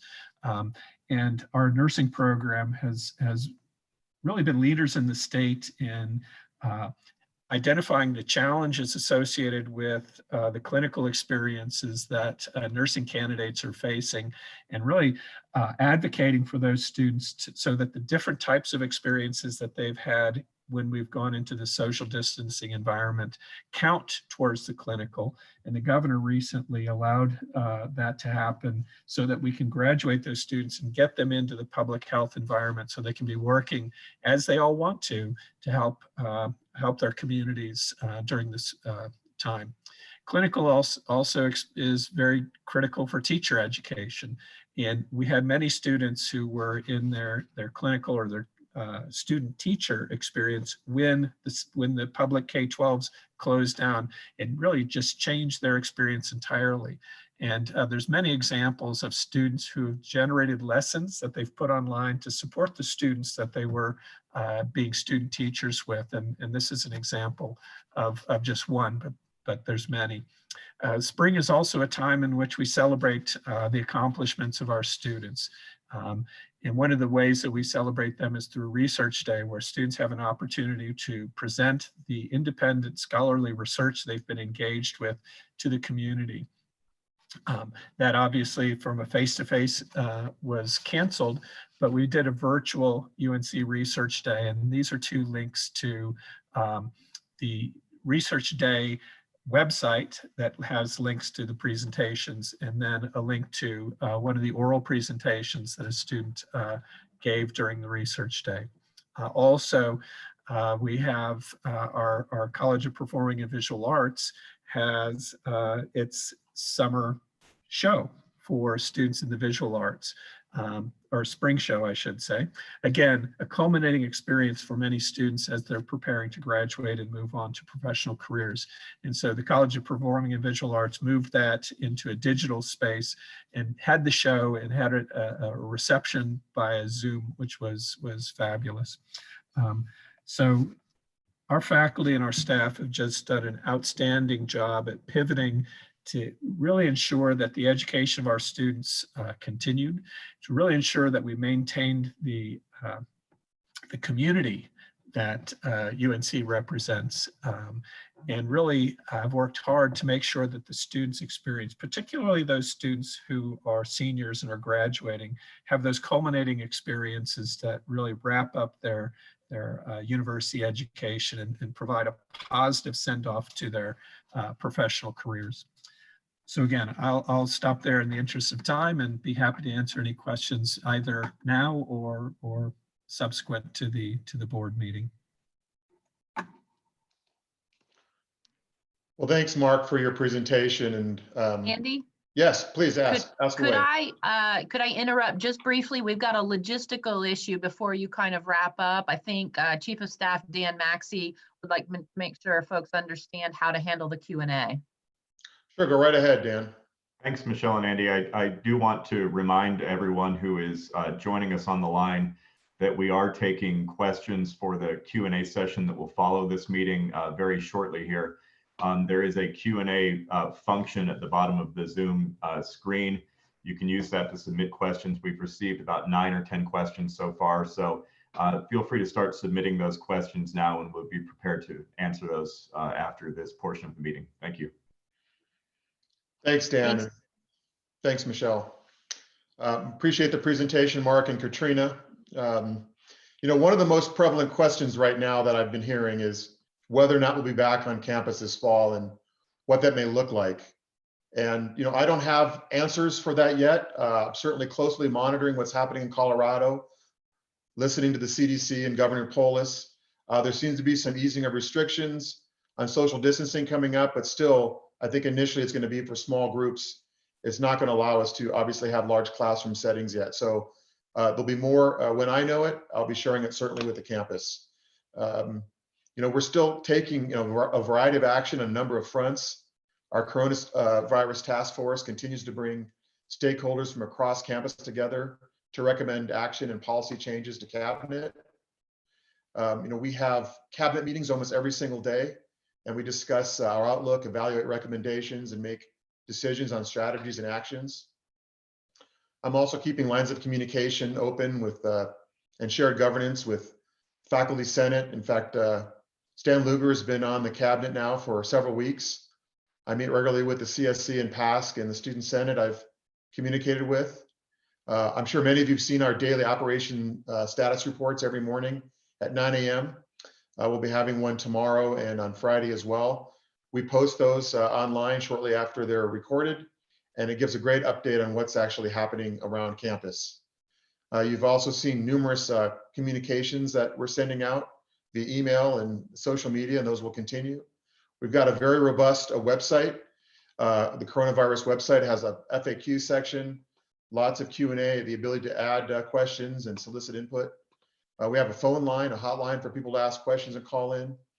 We have a pretty significant student feedback process, and in the last 2 weeks, we've answered hundreds of questions from students and faculty and staff, and I hope that those continue to move forward. I'm spending a lot of time engaging with other CEOs and presidents in the state. In fact, we have a conversation this evening to talk about the distribution of the CARES funding for students. And we're also lobbying the Joint Budget Committee, and you heard from Michelle earlier that the Joint Budget Committee will be convening early May. There'll be some preliminary information next week about what our budget will look like. But there's lots of work to do to not only lobby state officials on funding, but also to look forward to maybe the fourth round of funding for higher education. Clearly, the amount of resources that have been provided to higher education so far in the country are just a drop in the bucket based upon what we're experiencing and the financial impact of the coronavirus. I'm going to stop there. I know we're kind of out of time. I certainly want to thank the board for participating and all the viewers that have been watching. One last note I would like to make is that we have decided that myself, the vice presidents, and our athletic director will be taking a 10% pay cut to support our coronavirus efforts. And there'll be more information about that coming, but I want to share that with you right now. So I'm going to stop talking and ask the board if there are any more questions or things that we can answer for you. And then we'll move over to a Q&A for the rest of the community to engage in this conversation. Andy, this is Janice. This has been an incredible presentation, really detailed, lots of great information. I feel, not only the tension, but the collaboration that goes into this work. And that's probably what gets us where we need to be. And running an organization myself and looking at furloughs and unpaid leave and reductions in salary, I really respect that all of you as leaders are also committing to that. So I know it's a huge sacrifice, but I just wanted to acknowledge that and say thank you. We greatly appreciate that, Janice. It's been a team effort. I'm so proud of the work that our community has done. Our faculty and staff have really stepped up to transform this university in the last several weeks. Our students have been responsive, understanding. It's just, I think one of the silver linings here is how this community has come together to address this unprecedented challenge. Andy, this is Christina. I just want the board to know that we were able to be on a call earlier, I guess last week. I don't know what day it is, but with Julie McCluskey from the JVC. And after that, she called me. I want to share with everyone. She noted Andy's remarkable leadership at the Capitol, and that she still remains hopeful that at the right point in time, we can go back to seeing the increase in state funding for our institutions that Andy had taken on as in a leadership role with the other presidents. So I just want everyone to understand and respect the work that Andy does down in Denver, bringing attention to the university in a thoughtful, collaborative manner, and it's made a huge difference. And I'm hopeful because of that, Andy, that as the JVC wrestles with the budget cuts that they're facing, higher ed will not be the same target it's always been in the past. So just very appreciative. Thank you, Christine. Andy, first, thank you so much. I really appreciate it. This is Pratik. This might not be the most appropriate time to ask this question, but last board meeting was my first meeting, and that stuck with me. And I remember us making a commitment to those that will be let go, those that won't be rehired, that we will provide them with support, employment, and that world was very different back then. I just had a question: is that still gonna happen with this new environment, and are we gonna follow through on that? I know that we are. I mean, we're besides the opportunities for a number of those employees to apply for positions on campus. I know that Marshall is supporting and assisting those that will be separated from the university to find employment. Now, I know that it's a much different environment than it was even a few weeks ago, and it's going to be challenging, certainly. I think, Marshall, if you're still on the call, do you want to address or answer any of the things that we're doing? Absolutely. Great question. We're on the 15th of May. We're actually working with the county employment services to meet with all of our, have a meeting like this with all of our staff who are affected by the layoffs. And then the following Monday, we're actually having an online job fair. They've set up with several employers in Greeley who are still interested and still hiring, and specifically for the kinds of positions that we have people that were laid off. So we're still finalizing that and communicating that out, but on May 15th and then that week after, it's either Monday or Tuesday after, we will have that online job fair. And I think have actually redoubled our efforts to make that transition as smooth as possible. And the other piece that has been helpful in this is the unemployment changes as a result of the CARES Act have supplemented the unemployment, normal unemployment amounts. So anyone who makes less than, it's about $56,000 roughly, will have the same amount of pay through July 31st that they would have had if they remained employed. So there are a handful of safety nets in a super uncertain and difficult time. And again, we're working real hard, especially on that reemployment piece. And there are several local employers who are very interested. Prior to this, I was getting direct calls from a number of places very interested in our staff. And they assured me yesterday when we talked with the county that they still have several who are hiring and are very interested in our staff. So again, it's certainly a lot has changed since our last discussion on that, but we're still working very hard to make sure that happens. And we do right by some folks in a really tough time that have done a lot of really great things for this place and for our students. Thanks for thinking of them. Thanks, Pratik. So Andy, during the presentation, you laid out a number of strategies and an openness around strategies that you're going to be considering, some of which I suspect would be, you'll need to make the decisions as you set your budget, and others will continue assessment as you move into the fall. Do you have a sense of when you might be able to share with us prior to the June board meeting where you're sort of, where the set of parameters might be that you'll be bringing forward to the board so we can begin digesting that and having an understanding of it? Yeah, it may be necessary. We were actually talking about this earlier. It may be necessary to have another meeting in May with the board to talk about some next steps and possibilities. I think, some of the decisions that we're going to have to make are going to happen pretty quickly, particularly around summer. We've announced that we're not going to have basically, summer programming, events, classes on campus, at least through July 31st. And so we have to now address how we're going to understand the best way to manage our human capital, our people, and our other resources this summer, even before we start thinking about the impacts for the fall. Some of the decisions we need to make are based on incomplete information. It's hard to decide on what to do in the fall at this very moment because we don't know whether or not we're going to be open. We're waiting for more guidance from the governor's office and what we can and can't do. I think there'll be some of that, coming out very shortly. We've heard that there'll be some easing of the social distancing restrictions starting as early as Monday for some businesses, but there has yet to be clarity on what that means for higher education. So I'm hoping for some more information there as well. We should have some more mid-May, but I think it's going to be a lot of work over the summer in being flexible and creative as we make progress towards the beginning of the fall semester, and hopeful. So I think my suggestion would be that we reconvene sometime, possibly as early next month, and have a conversation before our traditional June board meeting.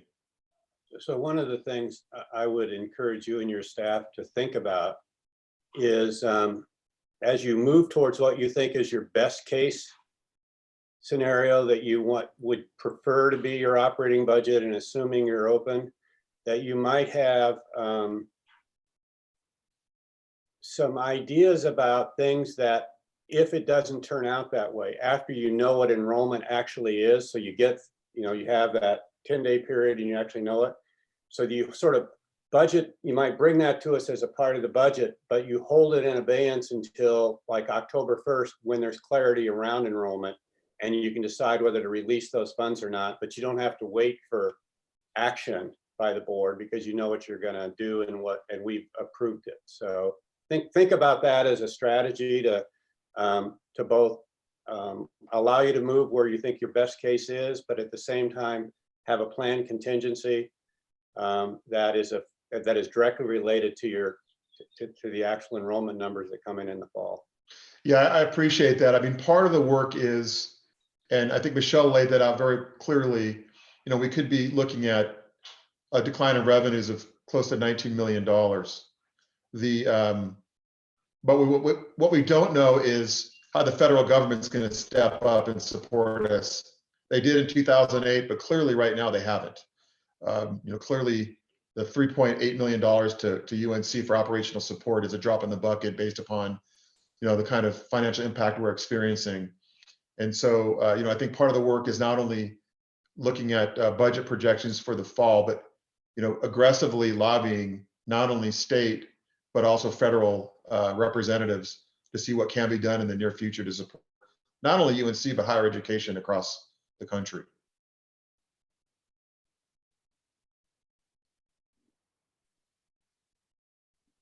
Any other questions from the board? Dick, you have anything for us? Any final comments before we close this out? No, it's been very enlightening, and we share your pain. We'll get through this. We've shown resilience. The work we've done in the last 2 years to address our challenges, I think, has brought us together as a community. I think we have the tools to get through this, and we will. And I'm confident of that. So appreciate the confidence from you and the board. And I want to thank all of you for participating. And what we're going to do now is, I think, unless Satriani, you have any last words, we can stop the board meeting, and then we can transition over to a Q&A period for all of the audience that's been watching this presentation for the last couple of hours. Before we do that, Andy, yes. I would like to acknowledge Malika as our student trustee. She's graduating in a few weeks here. And I know we will do something more formal at our June meeting, but she's on her way to graduate school. And Malika, you've been such an amazing advocate for students and a member of this board. And I just wanted to give you a shout out for all of your hard work and success, and congratulations on graduation coming up. Well said, Yay, Katrina. Malika. Well said.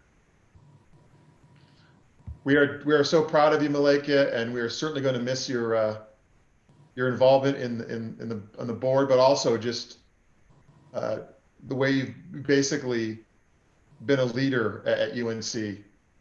And thank you for that. Thank you, Andy. It's been an honor to serve, and my term isn't up until the end of the year, so I'll still be at the June meeting. Good. Absolutely. Wonderful.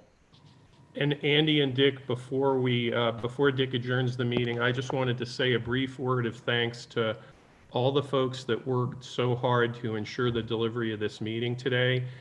As Andy mentioned, we're going to have probably another board meeting before the June meeting, and we know that we'll have to deliver these meetings in the way that we have today.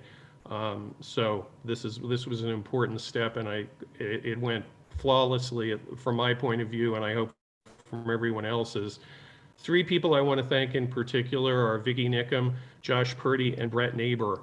Brett and Josh navigated the maze of IMT issues so this meeting could come off as well as it did today, including Josh helping me with some Zoom problems, which I'm pleased to say were not user error by yours truly. Our IMT department at UNC is absolutely first rate. And we're so thankful for the work that they do every day. Finally, I want to thank specifically Vicki Nickham. She worked relentlessly to work on all the important logistics to make sure that they were managed and this meeting came off without a hitch. So thanks, Josh, Brett, and Vicki. We appreciate your work. I agree. Thank you all. And thank you, Dan, as well. So Dick, I think we're ready for you to adjourn the meeting. Okay, we will stand adjourned. I guess the question period goes on afterwards, correct? Yes, and I'm hoping that the cabinet will stick around because I can see in the list of questions that we have in the Q&A, there may be some of these that may be best answered by some of the vice presidents as well. Okay, well, we're adjourned. Anybody that wishes to stay on can, and yes. Thank you all. Thank you all as well.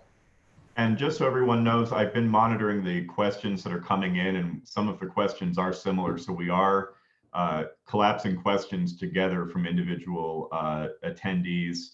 And I have a list of questions here to moderate, organized in some part by topic. Andy, are we ready to move on to that section? Yeah, please go ahead and start. Ask your first question. Great. So the first question is, are employees no longer going to receive the planned raises that we had been discussing in the spring semester? At this point, that is correct.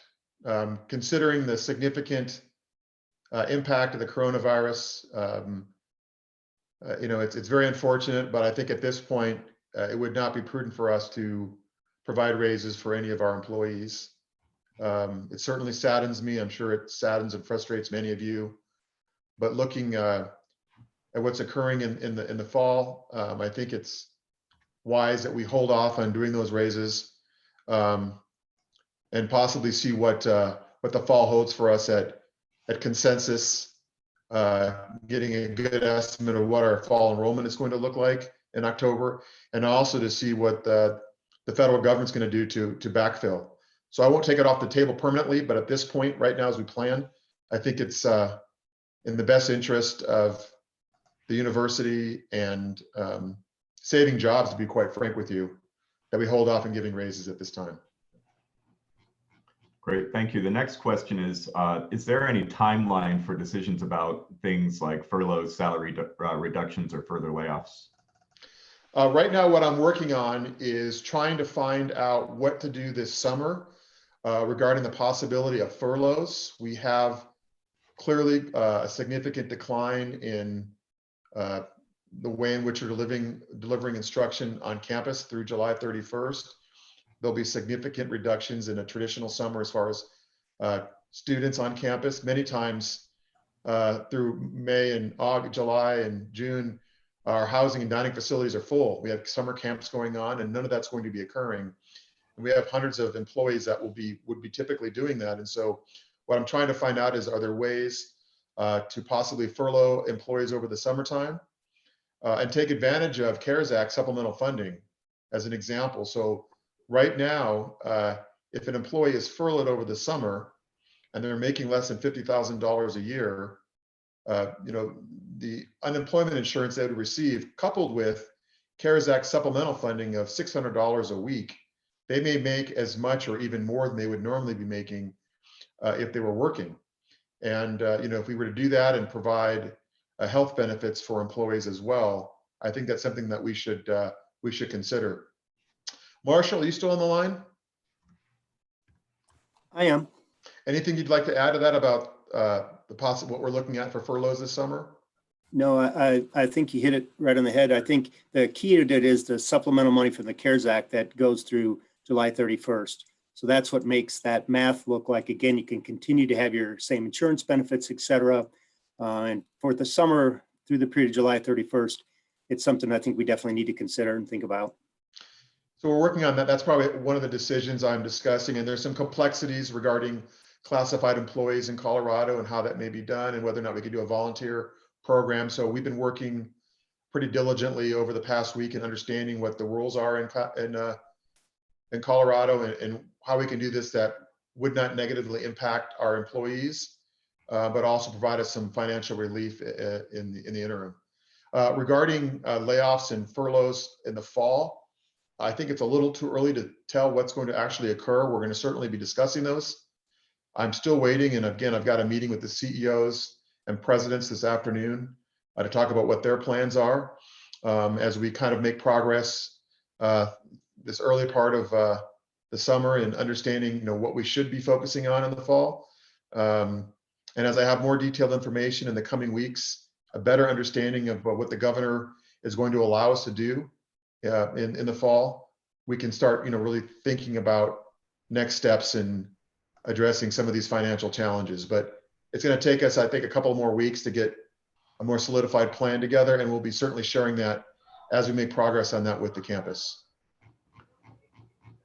Andy, I think you hinted at this next question just a little bit in your comments about potential summer reductions or furloughs and areas that might be affected by service reductions. But will there be any approach to strategically address or target those furloughs to areas where there are significant service reductions first before moving on to other employees? Yes, I think as we just discussed about the summer, because we're going to have a significant reduction in the use of our facilities on campus this summer, it would be wise for us to think about how we can then address workforce needs as well. And that's the same thing we'd be doing in the fall. If we in fact have, 300 or 400 less students, we'll be working very closely with academic affairs and student affairs to see how that could be addressed by limiting the amount of workforce we need to ensure that we continue our promise on our students. So I can see that being strategic, and that's some of the discussions we have to have with the vice presidents, with the faculty senate, with student leadership as well, as we all have to come together and work on ways to reduce our costs to address what could be, a $19 million revenue shortfall. Mm-hmm. Andy, we have received a number of comments about the administration, the executive pay cut that you mentioned. And some of the viewers have asked if you can repeat who that will be applied to, and maybe you can also say a little bit about how you came to make that decision. Yeah, so a couple of weeks ago, we were thinking about and realizing how deep this impact is going to be financially. And in discussing this with the senior leadership of the campus, the vice presidents and the athletic director, and we all agreed that we need to do our part to be invested, have some skin in the game here in addressing these challenges. And that's how we came up with the discussion, and that's why our plan right now is to reduce our salaries, the vice presidents, myself, and the athletic director's salaries by 10%. And those monies would go back into operations to support the university. I know it's a small step, and it's not the last thing we'll be doing to address these challenges, but I think as leaders of this university, all of us on the cabinet feel strongly that this is the right thing to do, and it's in the best interest of this institution. So we're happy to do that. I know it's not a lot, but it certainly, I think, is a step in the right direction for the leadership of this university. Thank you. The next question, would any further decisions about furloughs or salary reductions include everyone, or will those tend to be more targeted? Will they be applied to different types of employees? And there's also sort of an extension on that. Will any decisions about pay cuts be to employees be staggered on a percentage basis based on salary? We haven't gotten into the depth. I've seen some examples of other universities that have done pay cuts based upon the amount of money that they make. University of Arizona had a model that came out about a week or two ago that staggered salary reductions based upon that. Those are things that we're investigating. We haven't made decisions on that. It's a little more complex here. There are some rules in our policies that kind of outline and describe the ways in which we can address employment and salaries of tenured and tenure-track faculty members. We also have restrictions on the way in which we address layoffs and furloughs and salary reductions to classified staff. And so those are all things that we're looking at. We haven't made any decisions. I will certainly share with you as we make progress and ask lots of questions before making those decisions. But it's something that we haven't done as of yet. Right now, the only reductions we've made that we're addressing with the coronavirus has been the executive level pay reduction. And then again, we're working on thinking about what we can do in the summer as far as furloughs for employees that would not have work because of the lack of activities happening on campus. Andy, the next question, are any voluntary furloughs being considered as an approach here? They are, and that's something that we're working on, trying to get an understanding from the Attorney General's office in Colorado, as well as working with Dan Satriani and Marshall Parks to understand, what is possible, what can we do, and then presenting something to the campus regarding a voluntary furlough, particularly this summer. That would be our first course of action would be a voluntary process if we can. Great. The next question, viewer commented that, as Michelle mentioned, historically, we have compared spending with our peer institutions as one factor to decide where to make cuts. There's a question here about whether we might use this as an opportunity to sort of address administrative bloat in higher education and at UNC specifically. Yeah, I would probably, I understand the question, and I certainly, the work that we have done in the last year to understand our organizational structures really were addressed at, a variety of areas to reduce administrative structures and ensure that we are focusing on, our students. And there'll be continuing work in that area to better understand ways in which we can be as efficient as possible and, really maintain the core priority of this university, which is, providing education degrees to our students. And that's what I'm committed to doing. I'm looking for best practices, examples, suggestions. I'm reading a lot. I'm talking to other CEOs and presidents. I'm talking, to the faculty senate and the senate exec groups to get a sense of, what are some suggestions and ideas that they have. But I will continue to work on ways to, find efficiencies that don't impact the student experience. And, we have been, in the last year and a half, we have done incredible work on that. If you look back since fall of 2018, what we have done in the last 20 months is truly remarkable. We've reduced our budget by $15 million, through the collective work of our campus. And I know there's more of that to do, but clearly we're capable of making these decisions and working together to find solutions that address our financial challenges, but also ensure that our students are continuing to get an excellent education. Great. The next question, some users are asking for a little bit of clarity on the executive pay reductions you mentioned. Are AVPs being considered for salary reductions in similar fashion? Not at this time. Right now, the only individuals that I've spoken with about a salary reduction on this campus is myself, the vice presidents, and the athletic director. Great. The next question, are we planning on declaring a financial exigency? That technical term I'll leave to Michelle. I don't know if claiming a financial exigency actually technically means anything for us regarding the way that we do business. Clearly, we're under financial duress.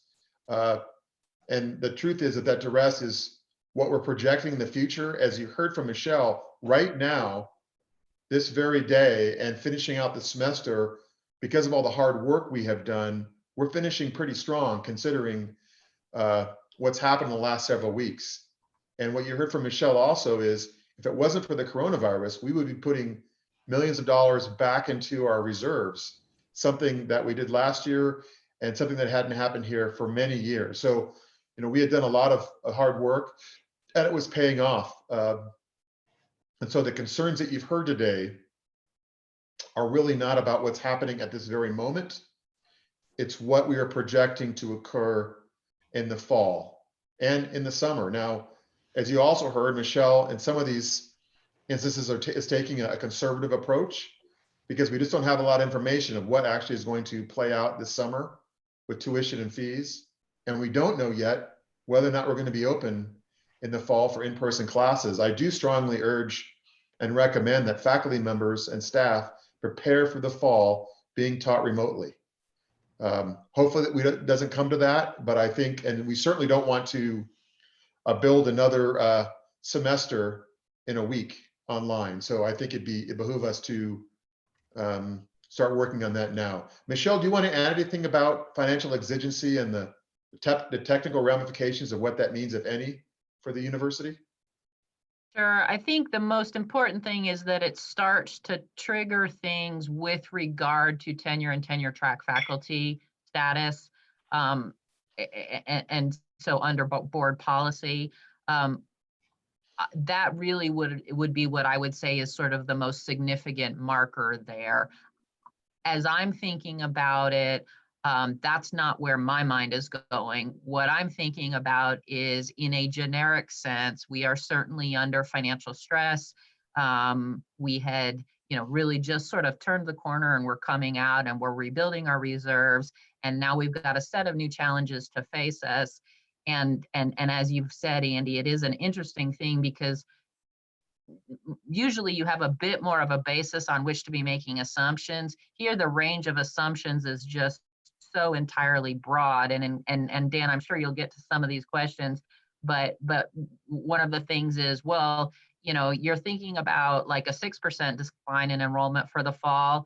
Have you thought about worse scenarios? And we certainly have. I mean, we've looked at everything from like a 5% decline in enrollment to a 30% decline in enrollment. And that sort of swing is like $25 million in tuition and fees. So the variability is just so great here that as a CFO, what I believe we need to be doing is really understanding the volatility and then focusing on what are our short-term tools that we can use, because this really is an unprecedented situation. So what are the short-term things that we can do to make sure that we are actually using the time that we have before fall to do the things that Andy has identified, and that's to think about strategically what are the ways that we can change how we operate and what we do to better serve students, and to use this as, although it's a very difficult and challenging time, to use it as a leverage point to improve what we're offering to students. So that's a long-winded answer. I know sometimes I get long-winded, but I would not be using the term financial exigency. Michelle, would you mind pulling up the PowerPoint slide 13, Sure. which is the cash and reserves with COVID-19? Yep.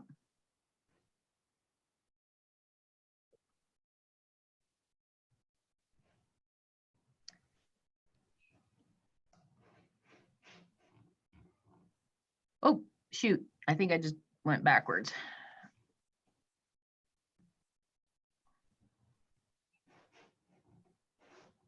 It's keep going. It's the one that's FY20 cash and reserves with COVID-19.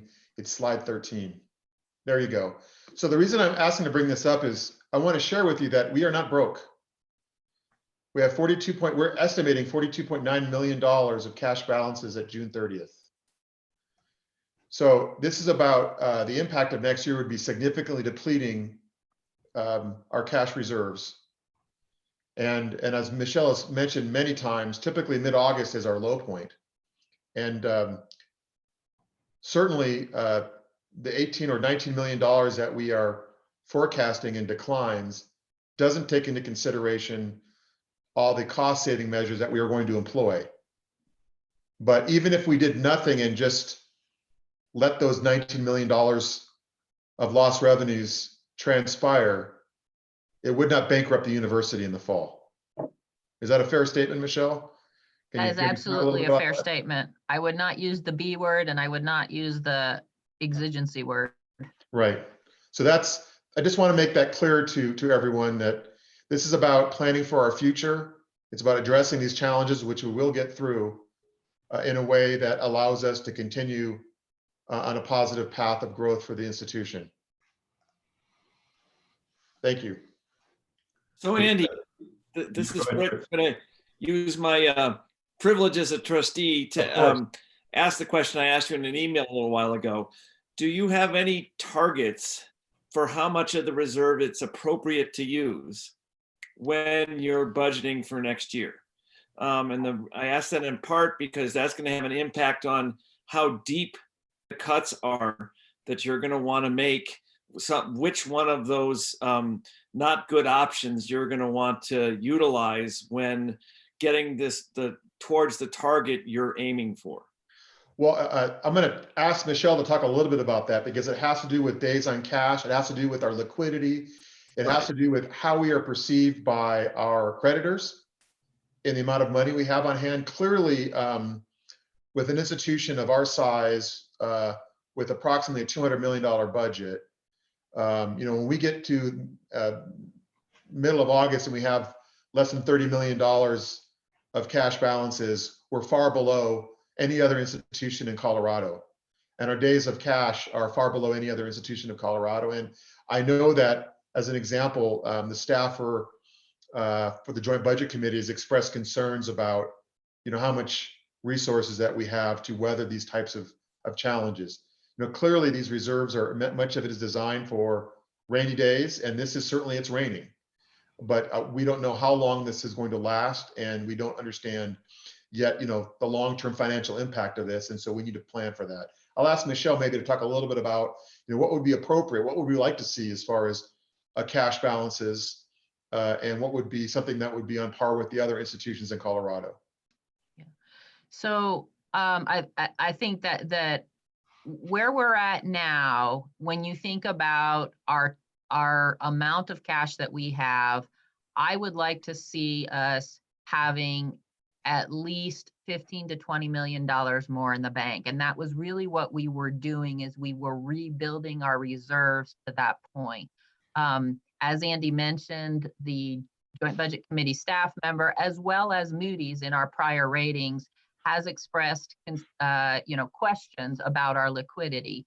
And like so many things, liquidity is sort of situationally dependent. And when we're in a very unusual situation, using up your contingency, using up your reserve certainly makes sense. But what is more important is, are you on a trajectory where on a going forward basis, you are able to rebuild your reserves?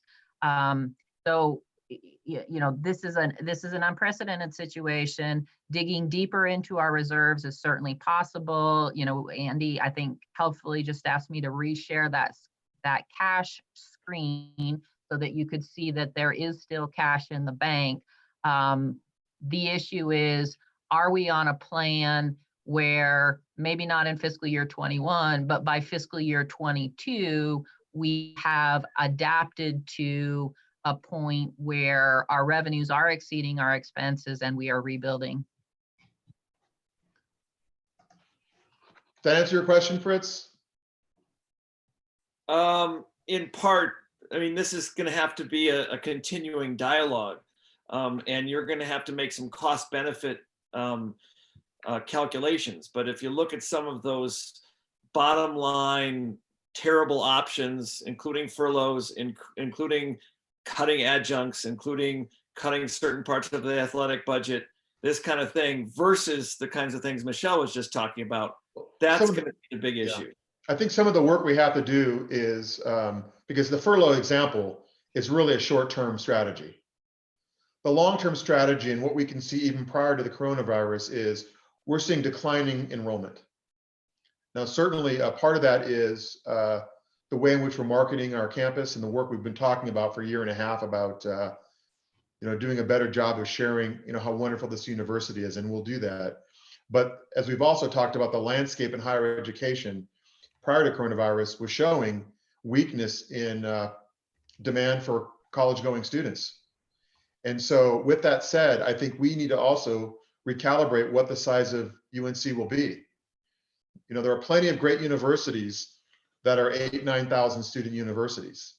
And I think we have to, in the future, get a better understanding of what size is the right size for UNC and how to plan accordingly based upon everything from the number of faculty members that we have and the number of staff. Now, what I'm hoping for is much of that is done through attrition, that as we start working with, adjustments to our programming, to the courses that we offer, the programs that we offer, we make a lot of those transitions through natural attrition of employees and faculty. And that's something that I know Mark Anderson is working on and talking with the faculty moving forward. And we were having those conversations before this happened, but there needs to be some lengthy discussions about, what UNC of the future looks like, what types of offerings we're going to have, and what a smaller campus looks like and how we can ensure our continued success. Great. The next two questions we have pertain to faculty in particular. For faculty who have submitted tenure and/or promotion materials, will the status of those be affected? Mark, you want to take that one? Certainly. Short answer, won't be impacted. Let me turn the video on. We are in the process of reviewing. Because of the coronavirus, we got delayed a little bit, but we have almost, but not all, the portfolios in academic affairs, and we're working on reviewing those, reviewing that the policy and the criteria were appropriately followed, and we expect that we will complete our review by May 1st. But the budget has no impact upon the ultimate evaluation. Mark, if you'll stay on for the next question here, has any decision been made about whether faculty sabbaticals for fall 2020 will be approved? Once again, we've gone through that process. I've had several conversations with the president about that. The way the sabbaticals process is done at UNC is it ultimately is effectively cost neutral by balancing out the full year versus the one semester sabbaticals. So at the moment, we have no intention of changing the recommendations that we've communicated to individuals. Great, thank you. The next question. Yesterday, we announced a closure or a suspension of campus events through July 31st. Will that cancellation have any effect on employees' status working remotely through July? I think it will. I think we're going to have to take a good look at what is the impact of having all of our programming online this summer, the lack of summer camps, the significant reduction in housing and dining services, and how we're going to address that with our employees. And that's why I was discussing earlier about the possibility of furloughs and leveraging some of the CARES Act funding that would support them in making as much as they're making right now, if not even a little bit more. For those employees that are working remotely, there's discussions. Again, I'm waiting for guidance from the governor about what that means for higher ed. There is a possibility that with the easing of social distancing restrictions, that there could be the potential for some of our employees to come back to work and work in their offices, provided that they're following the guidelines of the state. I don't have specific guidance yet. In fact, there has been only clarity in some businesses like dog grooming and I think salons and even some small retail, but the governor has not provided us with anything yet for higher ed. And we're still under the orders of we are closed except for essential personnel. The next question that we have here is I guess, sort of a couple of questions together here. I assume that we don't know whether there will be any future cuts to any specific areas, offices, or programs, but do we have any plans or thoughts on how we would address equity between areas of the university as well as among colleges as we move forward?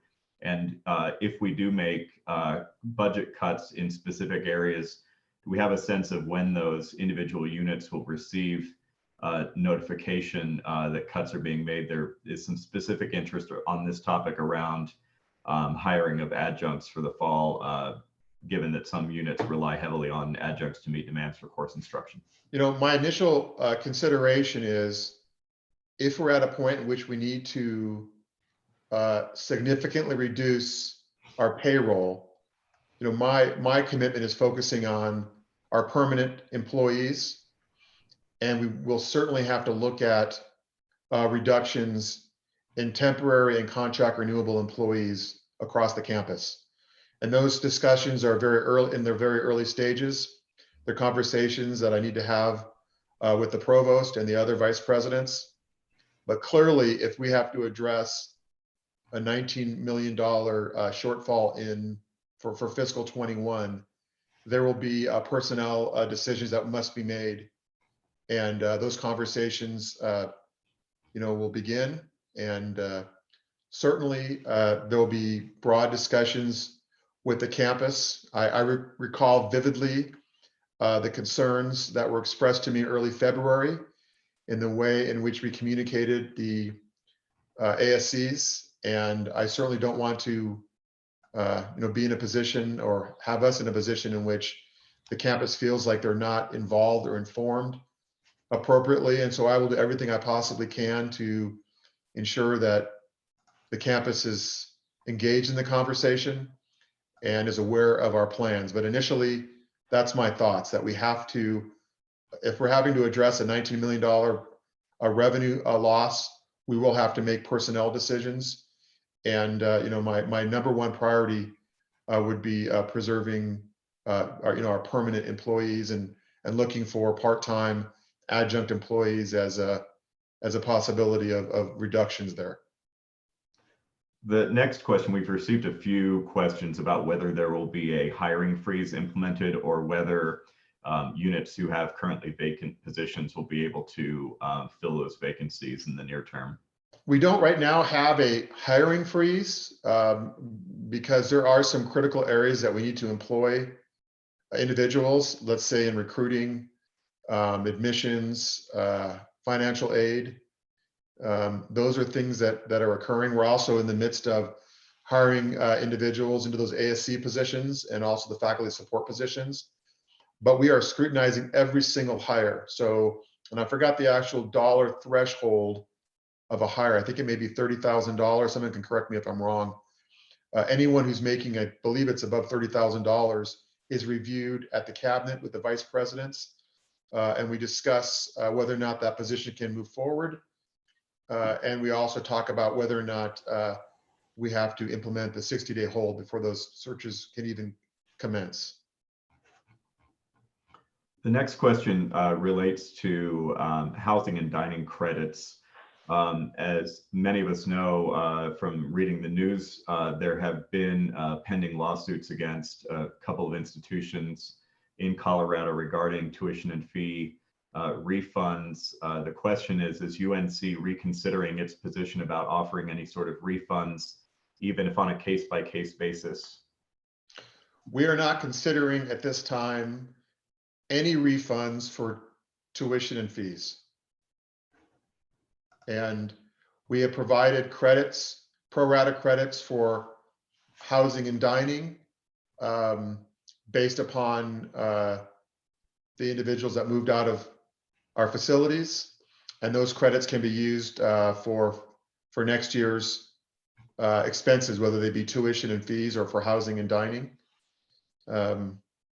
And that's our stance right now. I did read yesterday that there are some lawsuits, not just at CU and CSU, as well as across the country, where whether class action suits or individuals asking for refunds or partial refunds for tuition and fees. But as of right now, and it could be happening to us shortly, but I feel very confident and committed to the fact that we are, continuing to complete this semester and provide students with an opportunity to make progress to degree. And we're doing everything we absolutely possibly can to ensure their continued success. We have a number of questions about admissions.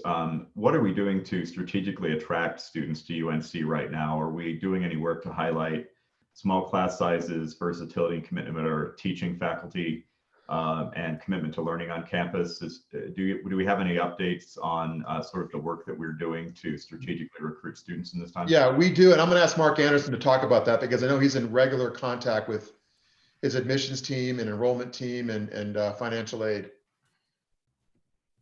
Admissions counselors are reaching out to students, both who have applied and have been admitted but haven't committed yet, and those who have committed to one, just really stay in touch with them and assure that we are open for business and that we are here to serve the students. Those who haven't committed, we are providing different options to them to understand what their situation is, why they've not committed, have they committed elsewhere, that sort of thing. We've also engaged faculty and have online meetups through Zoom, et cetera, both targeted at students who haven't committed, students who have committed, targeted to interest areas and things like that. So people interested in humanities, social sciences, teacher education, et cetera. I think the admissions counselors in particular have been very proactive in reaching out to students and highlighting those types of areas that differentiate us from our competitors. As I mentioned earlier during the board meeting, there's anecdotal evidence nationally that students have a preference for staying close. So we've targeted close to home. So we've targeted students who haven't committed, who are from the immediate area to reach out to them specifically to see where they are with their plans for post-secondary education. I know we've also have some social media marketing and advertising tools. We've been reaching out with videos to students. Our Discover UNC has gone online. In fact, last week I had a chance to talk with about 60 students about coming here and kind of sharing with them our story. And so we're doing a lot with leveraging technology and trying to aggressively market our students. We're up for suggestions. If any of you that are watching this have ideas or want to get involved, we could certainly use some support and advice in that regard. I think at this point, it's all hands on deck with our enrollment. And it's one of the things that Mark and I talked about. If there are faculty members that can reach out to potential students or those that are still on the edge and deciding where to go, if we can reach out to them and have a conversation and share with them our story, that would be very helpful. And I would appreciate that support. Just one quick follow-up. We actually we're up in the number of students who point in time have registered for new student orientation. With the decision to go no group gatherings before July 31st, which may change depending upon governor's recommendation. But we certainly, it's unlikely we'd be able to have an orientation of several hundred students and their families. So we're looking at online new student orientations, but point in time, the number of students who've registered for that is actually up compared to last year. The next question is a follow-on to the last. Mark, I wonder if you can address whether we have any specific efforts or strategies to target potential transfer students from other institutions who either might see UNC as a more attractive or affordable option, or might be looking for an opportunity to go to school closer to home. That's a great question. I think it's a nuanced answer. Some of the ethical standards in recruiting students have changed by virtue of a court decision. And so we're in a new territory with respect to what we can do and what we really ethically can do for students who've chosen a different institution. Students who reach out to us to make inquiries, we certainly are pursuing those, but I don't think that we have necessarily identified students who have applied to us in the past and chosen to go to CSU, for example, and reach out to them to recruit them away from CSU. To me, that is something that a lot of universities are struggling with because of this change in ethical standards. We, like, just to reiterate, students who reach out to us who are interested in transferring, we are definitely recruiting them and working with them to facilitate their transfer. Our transfer numbers are up. We're working very collaboratively with Ames, Front Range, and other two-year partners, particularly for a standard kind of transition from a two-year institution to a four-year institution.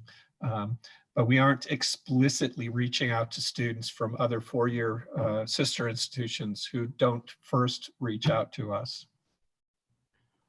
Great, thank you. The next question, I'll sort of read the next two questions here together.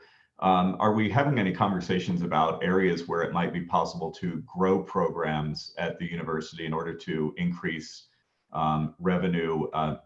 And if we are there opportunities for faculty to offer suggestions? The next is a sort of related set of questions about graduate enrollment in particular.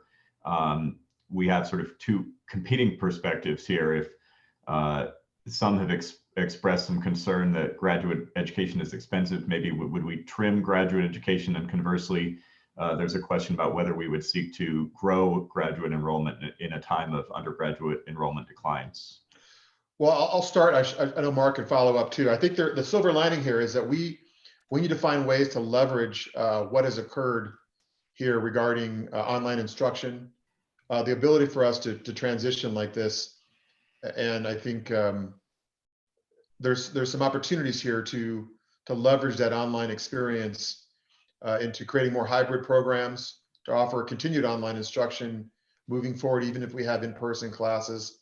I've also talked to Mark, and I'm not sure where we are with this, about using some of our experts, our faculty, to create like a coronavirus course that we can share with small businesses and others, and how they address this this pandemic. I also think there's opportunities in the healthcare professions. We can see what's happening in those fields, and I know that Mark has been discussing that, and hopefully, conversations in our K-12 environment as well, to look at ways in which we can leverage technology to support our students, but also the future of education in the state. So just Mark, to follow up, you want to add to that? Sure.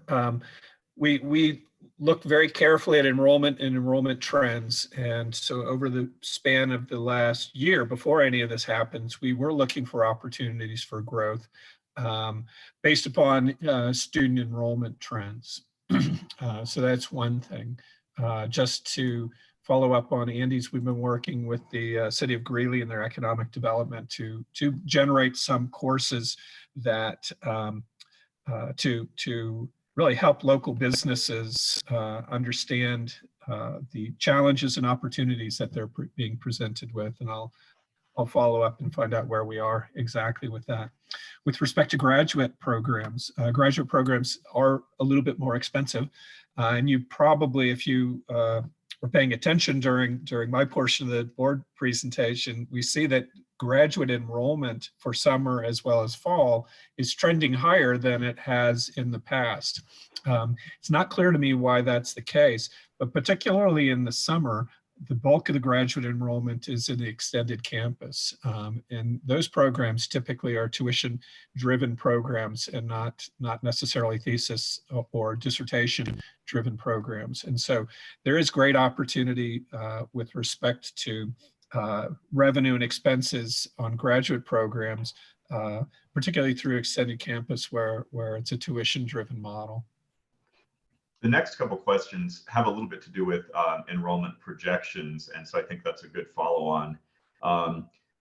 How are we projecting any potential estimates of enrollment projections for the fall? I guess whether or not we are in an online environment. And there's a similar question about how we're looking at the summer and whether the projected 25% decline is based on the number of students that we lose, or if it's based on any analysis of the number of credit hours that students might take over the summer. Well, I'll start with that. I know Mark can add to it. I mean, we have a dashboard that we use that provides us with point in time information on enrollment deposits and admissions that we use to predict what's going to happen in the fall. And Mark shared with you that we're down, I think, roughly about 240 deposits point in time from last year. The summertime is a lot more complex. I mean, we have some real-time information that Mark has shared with you, but the 25% that we initially came up with was, in technical terms, a wild ass guess. So, I mean, we were looking at all the information that we had. We're trying to understand, you know, what would the pandemic do to our summer programs, and you know, really came up with 25% as a placeholder. And then, you know, I think we're realizing that maybe a little conservative, as Mark has said and has talked about. We may be closer to 15% decline in revenue. But clearly, we're going to have significant revenue declines in the summer because of our camps and other special events that are happening, or that would normally be happening that are not. So enrollment projections are based upon historical trends in student behaviors. And so with respect to summer, what we're looking at is sort of the enrollment trends point in time, again, weekly after the registration period is opened, looking at how many have registered relative to the total. And for summer, like I said during the presentation, 2 weeks in, we're roughly 75, historically over the last 4 years, 75% of all registrations for the summer have occurred within 2 weeks. One caveat to all of that is behaviors for students have shifted a little bit. And so some of the models that we've been using may not be as good and as reliable as they have in the past. We are trending pretty consistently so far this year. Undergraduate is down, but graduate is up. And so the question really is, over the next couple of weeks, do we continue with the same trend that we've seen in the past? And Charlie Couch has done a lot of graphical, and Matt Getzel have done a lot of analysis on this. And from a trending perspective, it's very similar to the past. We're lagging a little bit behind, but very similar patterns. I don't know if Michelle would like to add anything to that. I don't have anything to add. I think Andy and you described the process that we're doing very well. You like my technical term for determining the 25% for the summer? I would just add to that, actually, it is an estimate for sure, but early on, particularly from about April to now, a lot of the literature in higher education has been projecting somewhere between a 15 and 20% decline in enrollment. And so I think, although it's a guess, it's consistent with what some of the think tanks in higher education are predicting. Great, thank you. As we move into the 12 o'clock hour, I do want to remind anyone who's viewing that we are recording this, and this will be posted online later. So if you do have to leave for another meeting and your question hasn't been answered yet, you can look back here for that. We do still have a good number of questions to go, so I'll move on to the next. If employees' salaries are cut, will health insurance costs remain the same, or is there any plan for us to subsidize those additional losses? Marshall, you want to take a crack at that one? Yeah, I think last time when we looked at cuts to health insurance contributions last year, we had those discussions on campus. I think we just had similar discussions about what that would look like. We still have classified employees, regardless of their FTE, are eligible for our health insurance, and those premium rates wouldn't change. I would say unless the state would change a contribution, which I haven't seen discussed yet. For our exempt and faculty, anyone with an FTE of 0.5 or greater would continue to be eligible for benefits as they are now. Great. The next question has to do with some of the way that we'll go about making decisions. Do we have any plans to incorporate more voices into our decision making in the coming weeks and months? such as proposing models to campus and either taking votes or taking any sort of feedback from the campus community about the decisions that we'll make. Well, one of the things I did speak to Stan Luger with, and I think he may be on the line, is that the executive committee, I think, is going to be meeting every week, Monday at 4 o'clock. Is that correct, Stan? He may not be on anymore. No, I'm on. I was muted. Yes, we are meeting every Monday at 4 o'clock. So I plan with the faculty senate to continue to share ideas and the work that we're doing. I hope to continue meeting with leaders from CSC and PASC, updating them. We will continue to have meetings with the President's Leadership Council and discuss issues. And so I don't know if we'll have votes, but certainly I'll be soliciting input and sharing ideas as we come up with strategies for addressing this financial crisis. I'm certainly also up for suggestions. Summer is a little more challenging because certainly for many of our faculty members, they're not traditionally on campus teaching. Some are, but not all.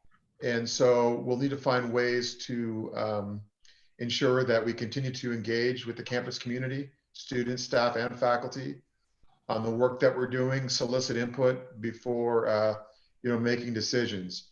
Some of it is timing, and some of it obviously is planning. And so I will continue to communicate and engage in a variety of ways throughout this crisis. The next question we have is from a graduate student who notes that they don't feel particularly supported right now. Do we have any plans to provide additional support to graduate students as this moves on? And is there any thought about how graduate students might be affected in the fall? Graduate students, I guess who I should clarify here, who are graduate assistants and receive a stipend from the university. So I'll jump in here and then let Andy.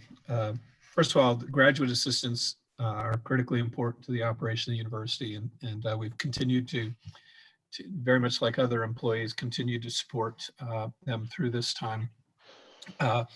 We have no plans to decrease the number of GAs at the moment for the fall semester. The decisions on allotment of GA has been out into the colleges where they know what the programs are, what the program needs are.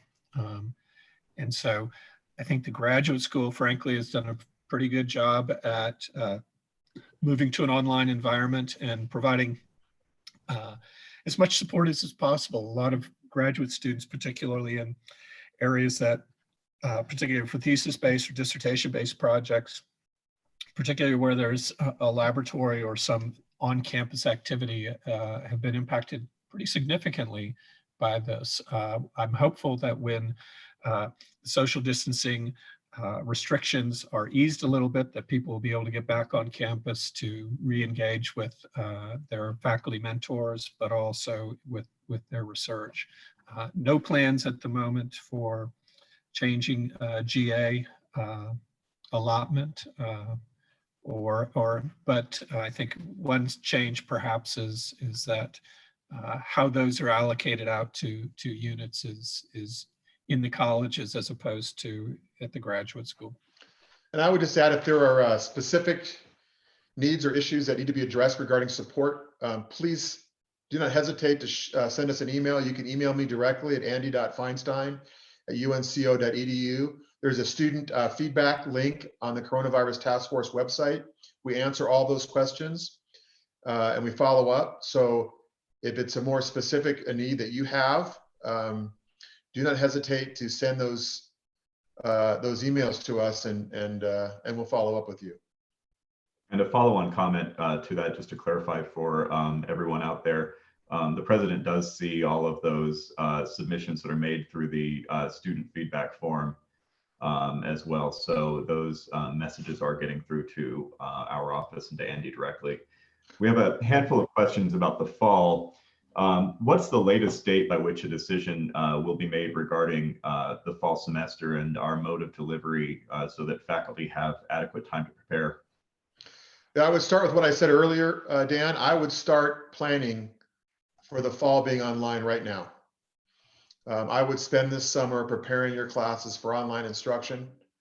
I don't yet have like a drop dead date in which I'm going to make a decision as to whether or not we commit to an entire fall semester of instruction, because I'm holding out hope that in the next couple of weeks we'll have clarity from the governor's office about strategies for easing social distancing restrictions and allowing us to start considering an in-person class in the fall. I wish I could have more information, it was more timely, but if you're asking me right now what to do, if I was a faculty member, I know it's a lot of work. I know that many of you, it's basically having to prepare for double the amount of classes that you have. I understand that. And we need to leverage all of our technical resources right now, all of our instructional designers resources right now. Let us know how we can help. But I think, and I've been saying this for months now, we have to hope for the best, but plan for the worst. And planning right now for the worst is having an online presence completely in the fall. And as soon as I know more information, I will let you know. And I'm guessing as we get closer to the middle of summer, sometime, let's say in July, I'm going to have to actually make a commitment to our students about what they're going to experience in the fall. Just a quick follow-up. We are really enhancing the CETL and IDD to provide some support, much more support. CETL and IDD, I think, did a great job at supporting that very rapid turnaround to online. We have a little bit more of a runway now, and so CETL and IDD are preparing a whole lot of training for faculty and staff to prepare for a little bit more robust online environment. The next question has to do with also the fall semester. Has UNC considered any alternate formats for the fall semester beyond just the options of a binary online or in-person format, such as shifting to quarters, a block system, or delaying the start of the semester? God. Yeah, well, we haven't, we don't have specifics on block semester or quarters, but we certainly have discussed what happens if we have to delay the fall semester by a couple of weeks. I've seen some universities that are planning that already in California. Fullerton is an example. So, what may happen is we're told we can't get back to normal in-person instruction until October, at which point we would have to teach classes remotely and then teach those in person later. It may be that the state restricts the number of students that we can have in a class and says, you can't have classes larger than 25 students and they have to be spaced out by 6 feet. And so we'd have to think about what that looks like, where faculty may be having to teach, smaller classes and more of them. It may be that they don't allow, individuals that are at high risk of contracting the coronavirus, or at least its impact, to go back in the classroom. And so there could be a whole group of faculty members that are still going to have to teach remotely while the rest of the faculty can teach in person.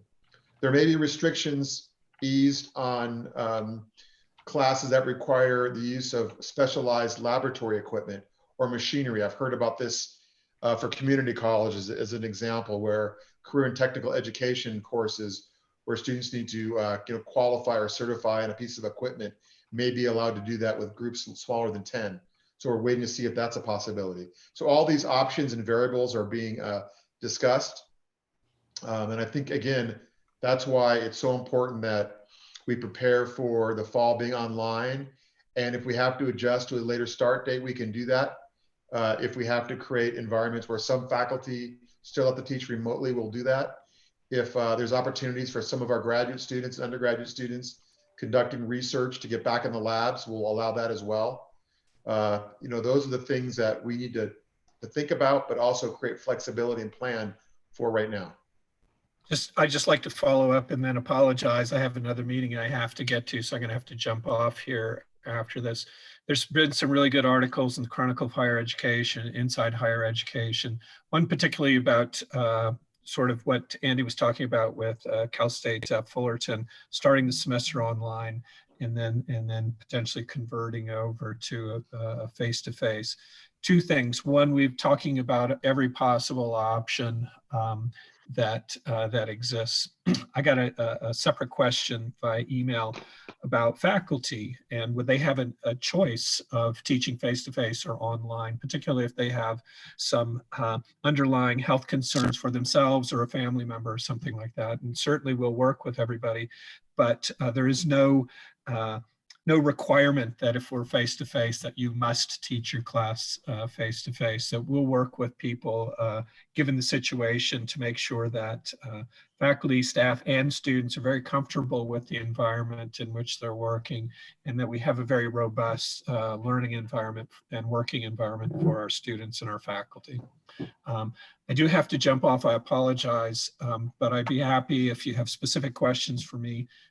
Dan will get them to me, or if you want to email me, as Andy said, please do not hesitate to do that. You covered my next question, Mark, so I appreciate you covering that ground on options for teaching in the fall. Certainly. Thank you. The next question has to do with athletics. Do we anticipate any substantial cuts to the athletic budget, particularly if fall sports seasons are canceled? Yes, in fact, I've been talking with our athletic director, Darren Dunn, who may be on the call, to look at ways in which we can significantly reduce our expenses in athletics. Certainly, we've already had reductions in travel expenses. There's going to be a lot of lost revenue in the summer with sports camps, and we still don't know what's going to happen in the fall for our fall sports. That's football and volleyball and soccer, just to name a few. And so we're working really hard on trying to address those the fiscal realities of athletics, but also bear in mind that we have hundreds of students that are athletes, student athletes that are on scholarship that will be here for classes either remotely or in person, and so we also need to make sure that we address their needs and concerns. So we're clearly looking at athletics. I meet regularly, almost every week, with the other presidents of the Big Sky Conference. We've talked about when they can get back to practice. Once there's some easing of restrictions, we've talked about the impact of financial support. So the NCAA makes most of their money on the March Madness basketball tournament. And because that did not go off, the funding allocation that we all received across the country from NCAA was significantly reduced. For us, it was about I think it was $250,000 decline in funding. I don't know, Darren, are you on the call? Darren had to hop off for another meeting. I think he had a Big Sky Conference call. Sure. So I think that's what we're looking at, and so I'm clearly working with Darren, much like I'm talking about with housing and dining this summer. Are there ways to furlough, employees in our athletic department in the summertime when we don't have any events going on? So that's the work that's ongoing, and that's the discussions I'm having with Darren right now. To go back to fall briefly, we have a question about whether we know anything yet about whether any antibody testing will be available to us as we think about coming back in the fall. And if it is available, will that testing be a requirement for faculty or employees or students? I don't have any clarity on that yet. Blaine may be able to talk about this a little bit. What I can tell you is what I have heard and read, and I'm sure many of you have as well, the things that need to occur for us to really open up, our universities, and when it's going to be rapid testing, a rapid testing process, whether it be for the actual virus or the antibodies, possibly some strategies for, temperature testing. I think all those testing mechanisms are coming, and certainly that will be one of the things that would be utilized to allow us to have larger groups, let's say, than 10 people. The other thing is the technologies that are being created by Microsoft and Google and Apple regarding tracing and, I think voluntary, sharing of information regarding whether or not you have the virus and who you've been in contact with. I think that's another portion, as well as strategies, mitigating strategies such as, those that are sick are being quarantined for for 14 days, or those that are in contact. So I think all those strategies are being discussed. There's no clarity as to what we would need to do right now for the fall.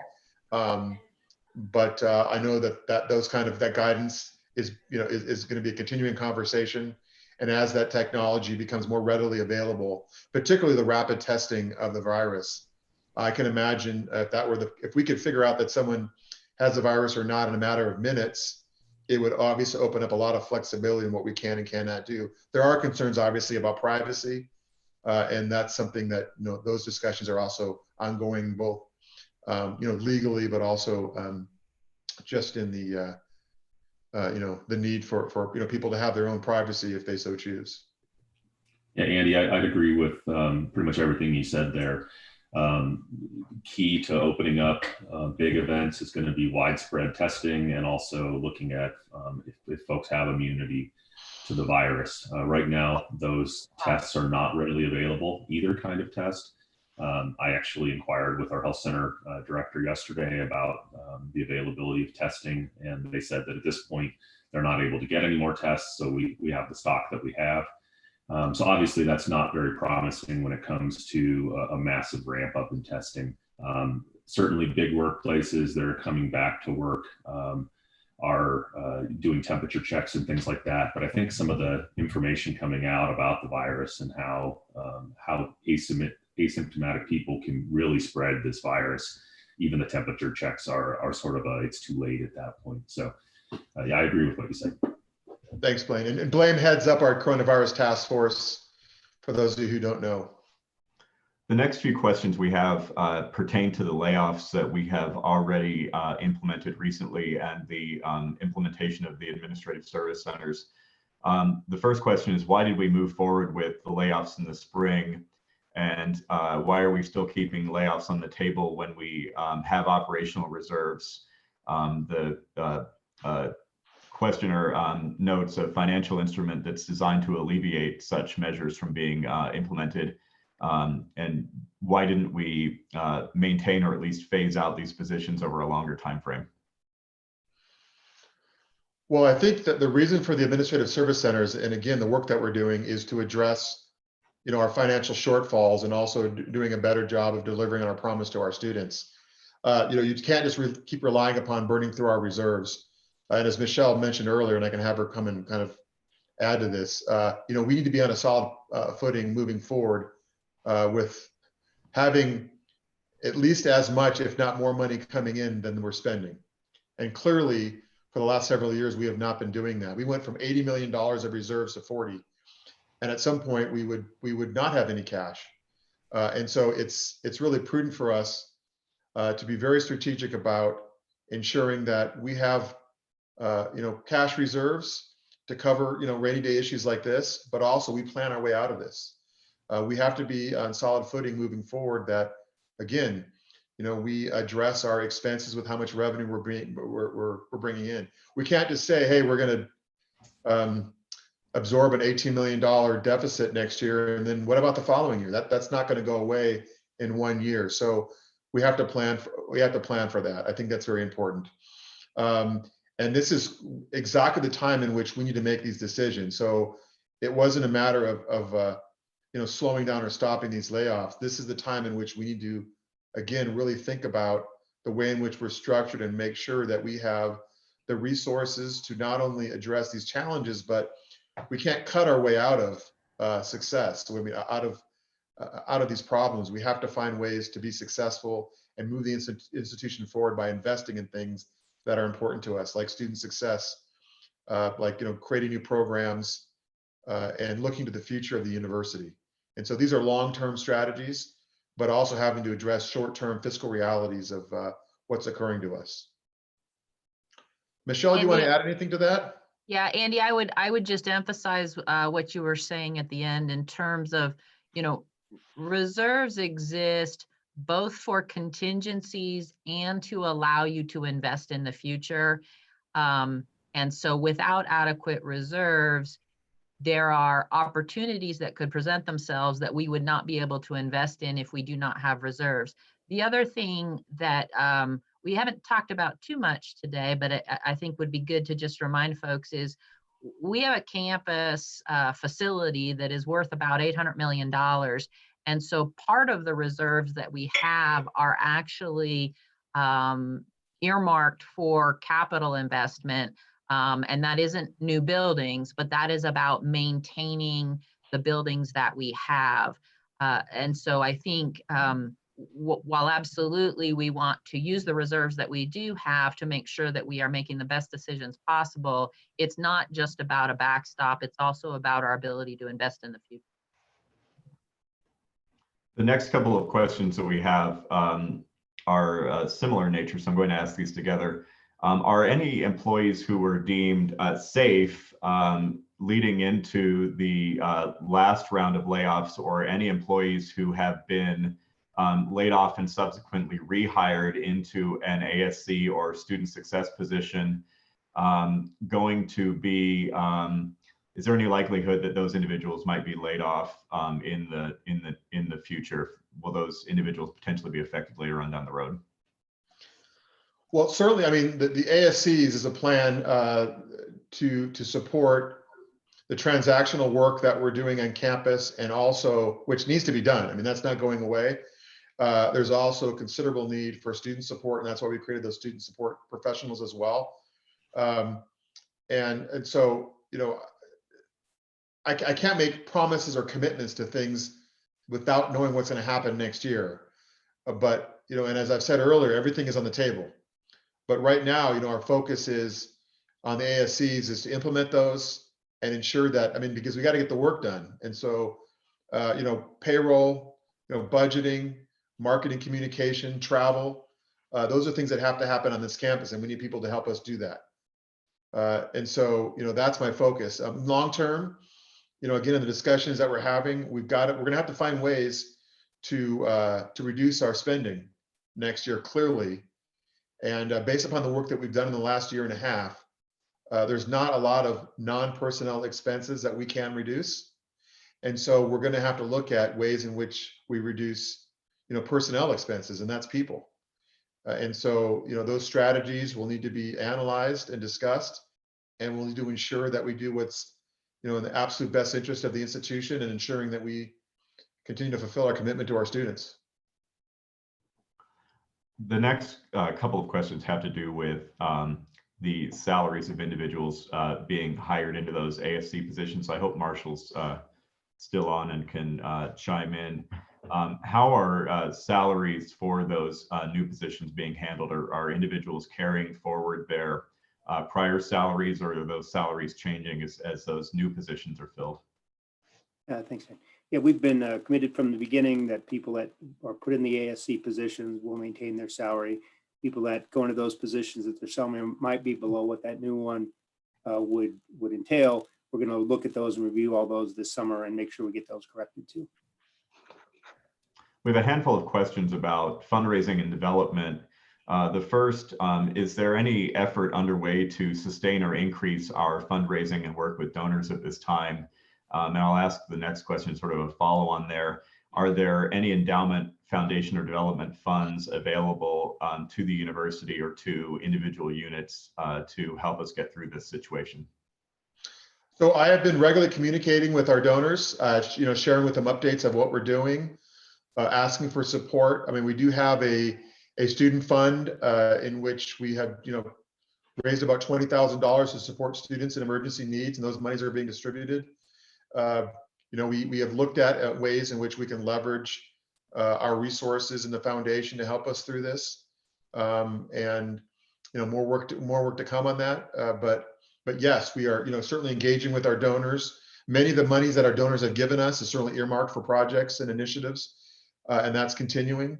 But we are in conversations to make sure that they're aware of what we're doing, as well as trying to find opportunities for us to raise some funds. Particularly what we've been working on is helping students address some of the challenges that they are experiencing.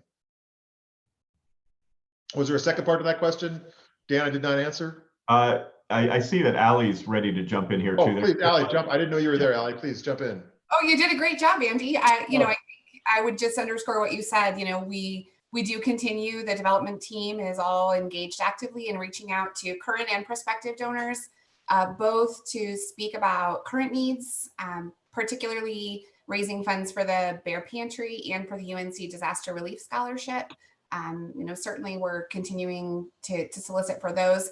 And the team is continuing to work with donors to solicit and secure gifts for the many individual projects that they've long funded. I think there was also, Dan, a part of that question about endowment funds.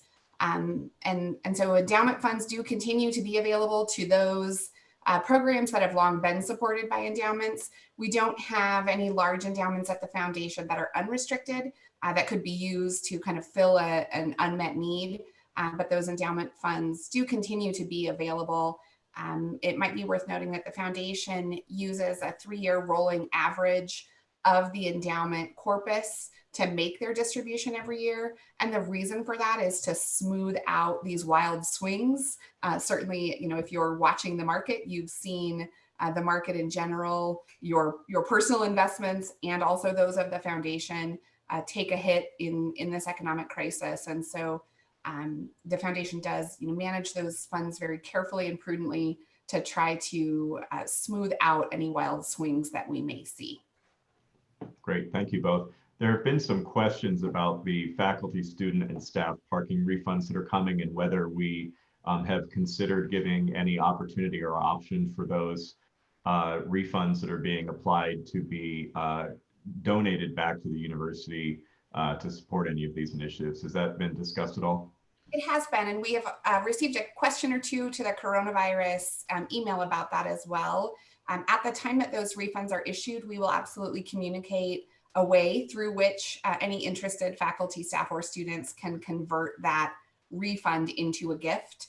And so it will be possible, and those can be directed to any fund that a donor is interested in directing them to, whether the Bear Pantry, disaster relief, or other funds.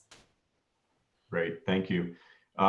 We have a couple of questions about whether there's any likelihood that faculty will be asked to take on any additional functions that staff currently facilitate as part of their service obligations, including any additional advising. Well, I'll take a stab at that. I think it's certainly a possibility. What I think may happen, certainly, where the workload could be impacted with faculty is instruction. If we have to, in fact, start reducing our adjunct contract renewable faculty in the fall, I can imagine a burden on the faculty members of picking up those courses in instruction, either in the size of the classes that they're teaching or the number of the classes that they're offering. I don't have a lot of details on that, but I can certainly imagine, one of our strategies in the fall may be to ask faculty members to increase their class size or increase the number of classes that they're teaching. It's still a little too early to tell, and we're gonna have conversations with faculty senate about this and get some ideas and suggestions. And we'll certainly do that before we make any decisions. I know that Mark is probably already having conversations with the deans about what are some ways to reduce costs for non-permanent employees. And so, more to come on that, but it certainly is a possibility. On the staff side, I think I'd rather, if I could, have faculty members focus on, our students and the instruction, but there may be needs for additional, advising support. I know many faculty right now are doing a lot more advising support than they ever have done, because the migration to this online instruction has created a lot of anxiety and concern for our students. And, they're asking lots of questions, and I greatly appreciate the faculty stepping up and helping with that. Another example is just what happened recently with the pass, fail or satisfactory and unsatisfactory grading option. That generated a lot of concerns and questions from students, and we've advised them to meet with advisors before making that decision. But I know that many faculty have also stepped up and are helping students and address that as well. So greatly appreciated. The next question, I know that Mark has left, but Blaine might be able to help us with this one since he's been working with Olga Barron in CIE through the task force. Anticipating that some of our continuing students might be affected by lockdowns in their home countries or states, Do we have any way, or are we exploring any ways to support those continuing students if they can't physically come back to campus in the fall, even if we're open? Yeah, thanks, Dan. That's actually, I've got a list of sort of decision items for cabinet to start thinking about, and that's one of them. And I think it dovetails nicely with what Andy said. I think it was Andy said earlier that even if we have some type of an in-person presence on campus in the fall, we're likely going to have vulnerable groups that aren't going to be able to teach in person. And we're going to have students that are going to need some type of online option, whether that be because there are international students that have gone home and they can't re-enter the country, or it's not feasible. Or we may have students that just aren't comfortable coming back to campus until there's a vaccine or a cure. So I think there's going to need to be a blend of what that academic offering probably looks like. That's not my decision to make, but I do think, like I said, it dovetails well with some of the reality that we'll likely be facing in the fall.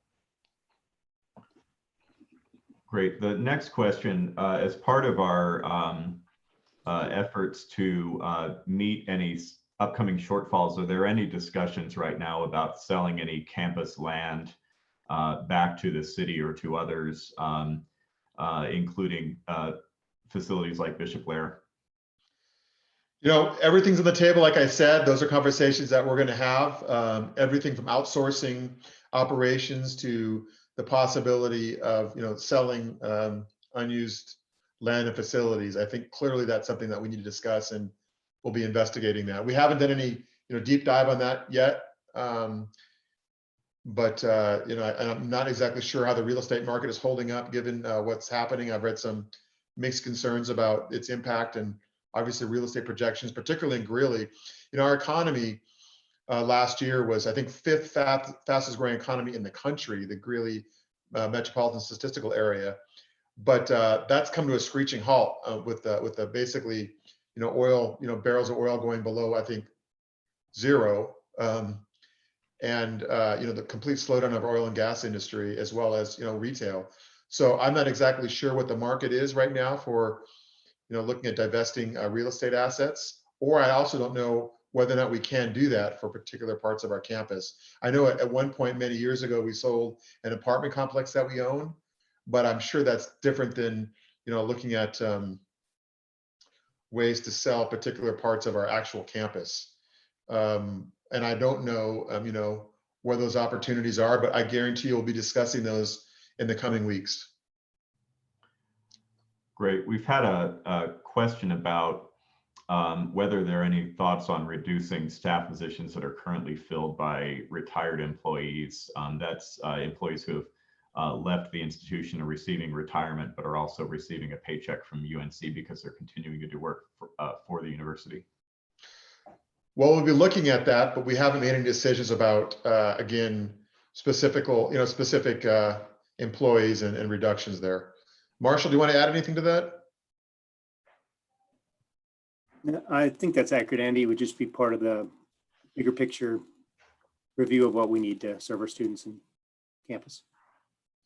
And I do want to note that we have received a good number of questions in here about specific impacts to specific units, and would reiterate that I think we've discussed a few times in similar fashion that no decisions have been made about specific impacts to specific areas quite yet. Correct. The next is a question. It's sort of and we are winding down on the questions here, so just so that everyone's aware, is sort of a bit of a strategic and philosophical question. Is UNC inclined to use a patchwork approach to repair any fiscal damage in the fallout here until we can return to normal, or are we inclined to use this opportunity to explore how higher education can be reconfigured and prepare ourselves for the future? Boy, what a great question. It's something that certainly I'd like to do. I'd like to take advantage of this opportunity to make us a better institution. There is a silver lining here. I talked about the fact that, you know, this is a campus that, you know, basically unbelievably, you know, changed the instructional modality to online distributed learning in a matter of days. And I'm sure many faculty members and staff realize they may have never taught an online class before, but they realize that that's possible and there's benefits from doing that. Also, in the way that I do business and you do business, Dan, how we're engaging with technology and communicating all day long. Not all of it, I get a little bit tired sitting in this chair for 8 hours a day, but we're being very productive in the way in which we're engaging with each other. And not only at UNC, but I'm having these kind of meetings with, national leaders on higher education and the economy, and other CEOs across the country. So we've got to find ways, I think, to leverage what we're learning here for the future of the institution. I also think this is clearly a time, kind of a disruption in which, as a campus, and this is where I really hope the faculty can be involved in thinking about, what our programming looks like in the future. Are there things that, we should be investing in to grow, like healthcare and technology? And are there things that we should be thinking about that we just can't offer everything to every student on this campus? And that really is a robust discussion that needs to happen with the faculty, academic affairs, the provost, the deans. But we should take advantage of what we have learned in this challenge to make us stronger and better. And I think there will be some patchwork efforts here, because a lot of our issues that we're addressing, I think, are short term, like furloughs and things like that, really aren't long-term strategies, but allow us to save cash and resources. But the long-term strategies have to be to put us on a solid footing. And I think that's like ASC work that we did, thinking about how we do transactional functions on campus, and also really looking closely at our programming and making sure that we're relevant and current. This is the time to really start thinking about that. And that takes time, though. That's not something that gets done in one day, but it's something that we really need to focus on in the coming months to ensure that we continue to be successful here. The next couple of questions have to do with some impacts related to closures of different facilities and events of a certain size. Is there any consideration at all at this point, not knowing how long this may go on for, to having any of our events, our performing arts events, athletics events, and those sorts of things be accessible for some fee, but streamed online? It's a great question. It's something I certainly would love to talk to. I'm thinking about the performing arts venues. I know that we have, students that were getting ready to have, Little Theater of the Rockies this summer. There were events that were canceled this spring that were, huge performances, Macbeth, I think others, that were just put on hold. There were concerts and music performances. So how do we allow students to still have that experience and share their talent with the world? We've got to find a way to do that, even if it's not for fees. But if we're able to bring these students together and have them do some kind of an exhibit, an event, a performance, we should do that as soon as we're allowed. And maybe we can't have large audiences to experience that in person, but maybe there are ways to stream that live. I think on the athletic side, there's discussion about that.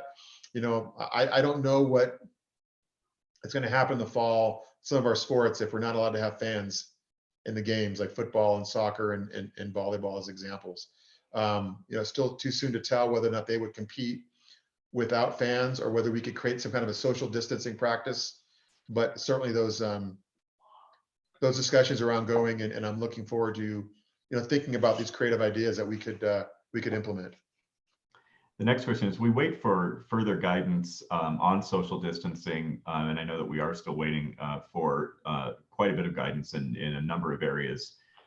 We've had a number of questions about the campus recreation center, and if the governor allows gyms and fitness centers to reopen, will we reopen the campus recreation center even if the rest of campus remains affected by any closures or lockdowns? I think if the governor says we can do things, if we can open up those types of facilities, we will certainly take a hard look at that and make a decision that's in the best interest of our students, faculty, and staff for their safety. But also, all of us want to get back to work. All of us want to get back to the gym. We want to get back to engaging with each other in person, and I do too. And I'm committed to making that happen as long as it's safe. And so I'm waiting for guidance from the governor. And as soon as I have that, we'll come together and make swift action on what the next steps are. Great, thank you. This question is from Marshall. There have been some questions about the salary equity report on compensation that's typically released in November. Is that report from last year available right now? And if not, when will it be made available? Yeah, absolutely. It was absolutely delayed this year. And interestingly, it just went out this week to the leaders of PASC and Salary and Faculty Senate And so that is in the process of being distributed by those groups. We always distribute it through them, and they have those documents. And to be very fair to them, they just got them this week. So the holdup has been me, and now they have the information they need to share. Great, thank you, Marshall. Those are the main questions that we've had come through that don't pertain to specific department impacts, as I mentioned earlier. For those of you that do have questions about specific impacts in very fine areas, if you submitted your questions as an anonymous attendee, we can try to follow up with some of those as we proceed with decision making. I would encourage you to email those either to Andy or to me at daniel.maxey@unco.edu, and we'll see if we can help to address those specific questions about impacts as decisions are made. No, thanks, Dan, for saying that. If you email me directly, I answer every single one of my emails, and if it's something that's very particular, we'll follow up with you. And sure, if I can't answer directly, I will forward it to the right people to answer that for you. And keep those questions coming. I know that there's still a lot of concern and anxiety regarding what we're going through. Again, I appreciate your patience and understanding. There's still a lot more work to do, and I know we're going to get through that together. Is there anything else, Dan? Any other comments or? The only other question here that I see that might be worth addressing right now that's not a specific impact area is in the presentation, Michelle mentioned that outsourcing is an option that's on the table. The question was how soon we'll know what areas will be impacted. I know we probably can't answer that, but do we have any idea of the types of services or functions that might be considered for outsourcing if that's an option that we proceed with? Well, certainly we're going to look at, and talk about everything from housing and dining to parking to our fleet of vehicles. I think that what other universities have done are certainly some things that we will be discussing. We don't have any decisions on that. We haven't made any plans, but those conversations are ongoing. You want to add anything to that, Michelle? I guess not. Sorry, I tried to turn my video. User error. No, I think you covered it. I mean, obviously, it's pretty clear what areas most universities do consider, and we wouldn't be doing anything out of the ordinary. Great. I think that again covers all of the questions. We will review the question list here again. We were collapsing questions together since there were a lot of similar questions. So again, if you feel like your specific questions weren't answered, please don't hesitate to reach out to us if you have follow-up questions from the discussion today. The recording of this entire meeting beginning at 9 a.m. this morning and for the last several hours will be made available online. So please feel free to share that with colleagues and classmates who may not have been able to participate in this discussion. That will be posted at unc.link/trustees. Thanks, Dan. And again, thank you everybody for being on the call. And this was a long one, almost 4 hours long today. There'll be other opportunities for us to engage. And again, feel free to email me if you have specific questions. And as one of the ways in which I end the daily operation status reports is the way I'm going to end today. And that is stay safe, be healthy, and have a good day, everybody. Take care.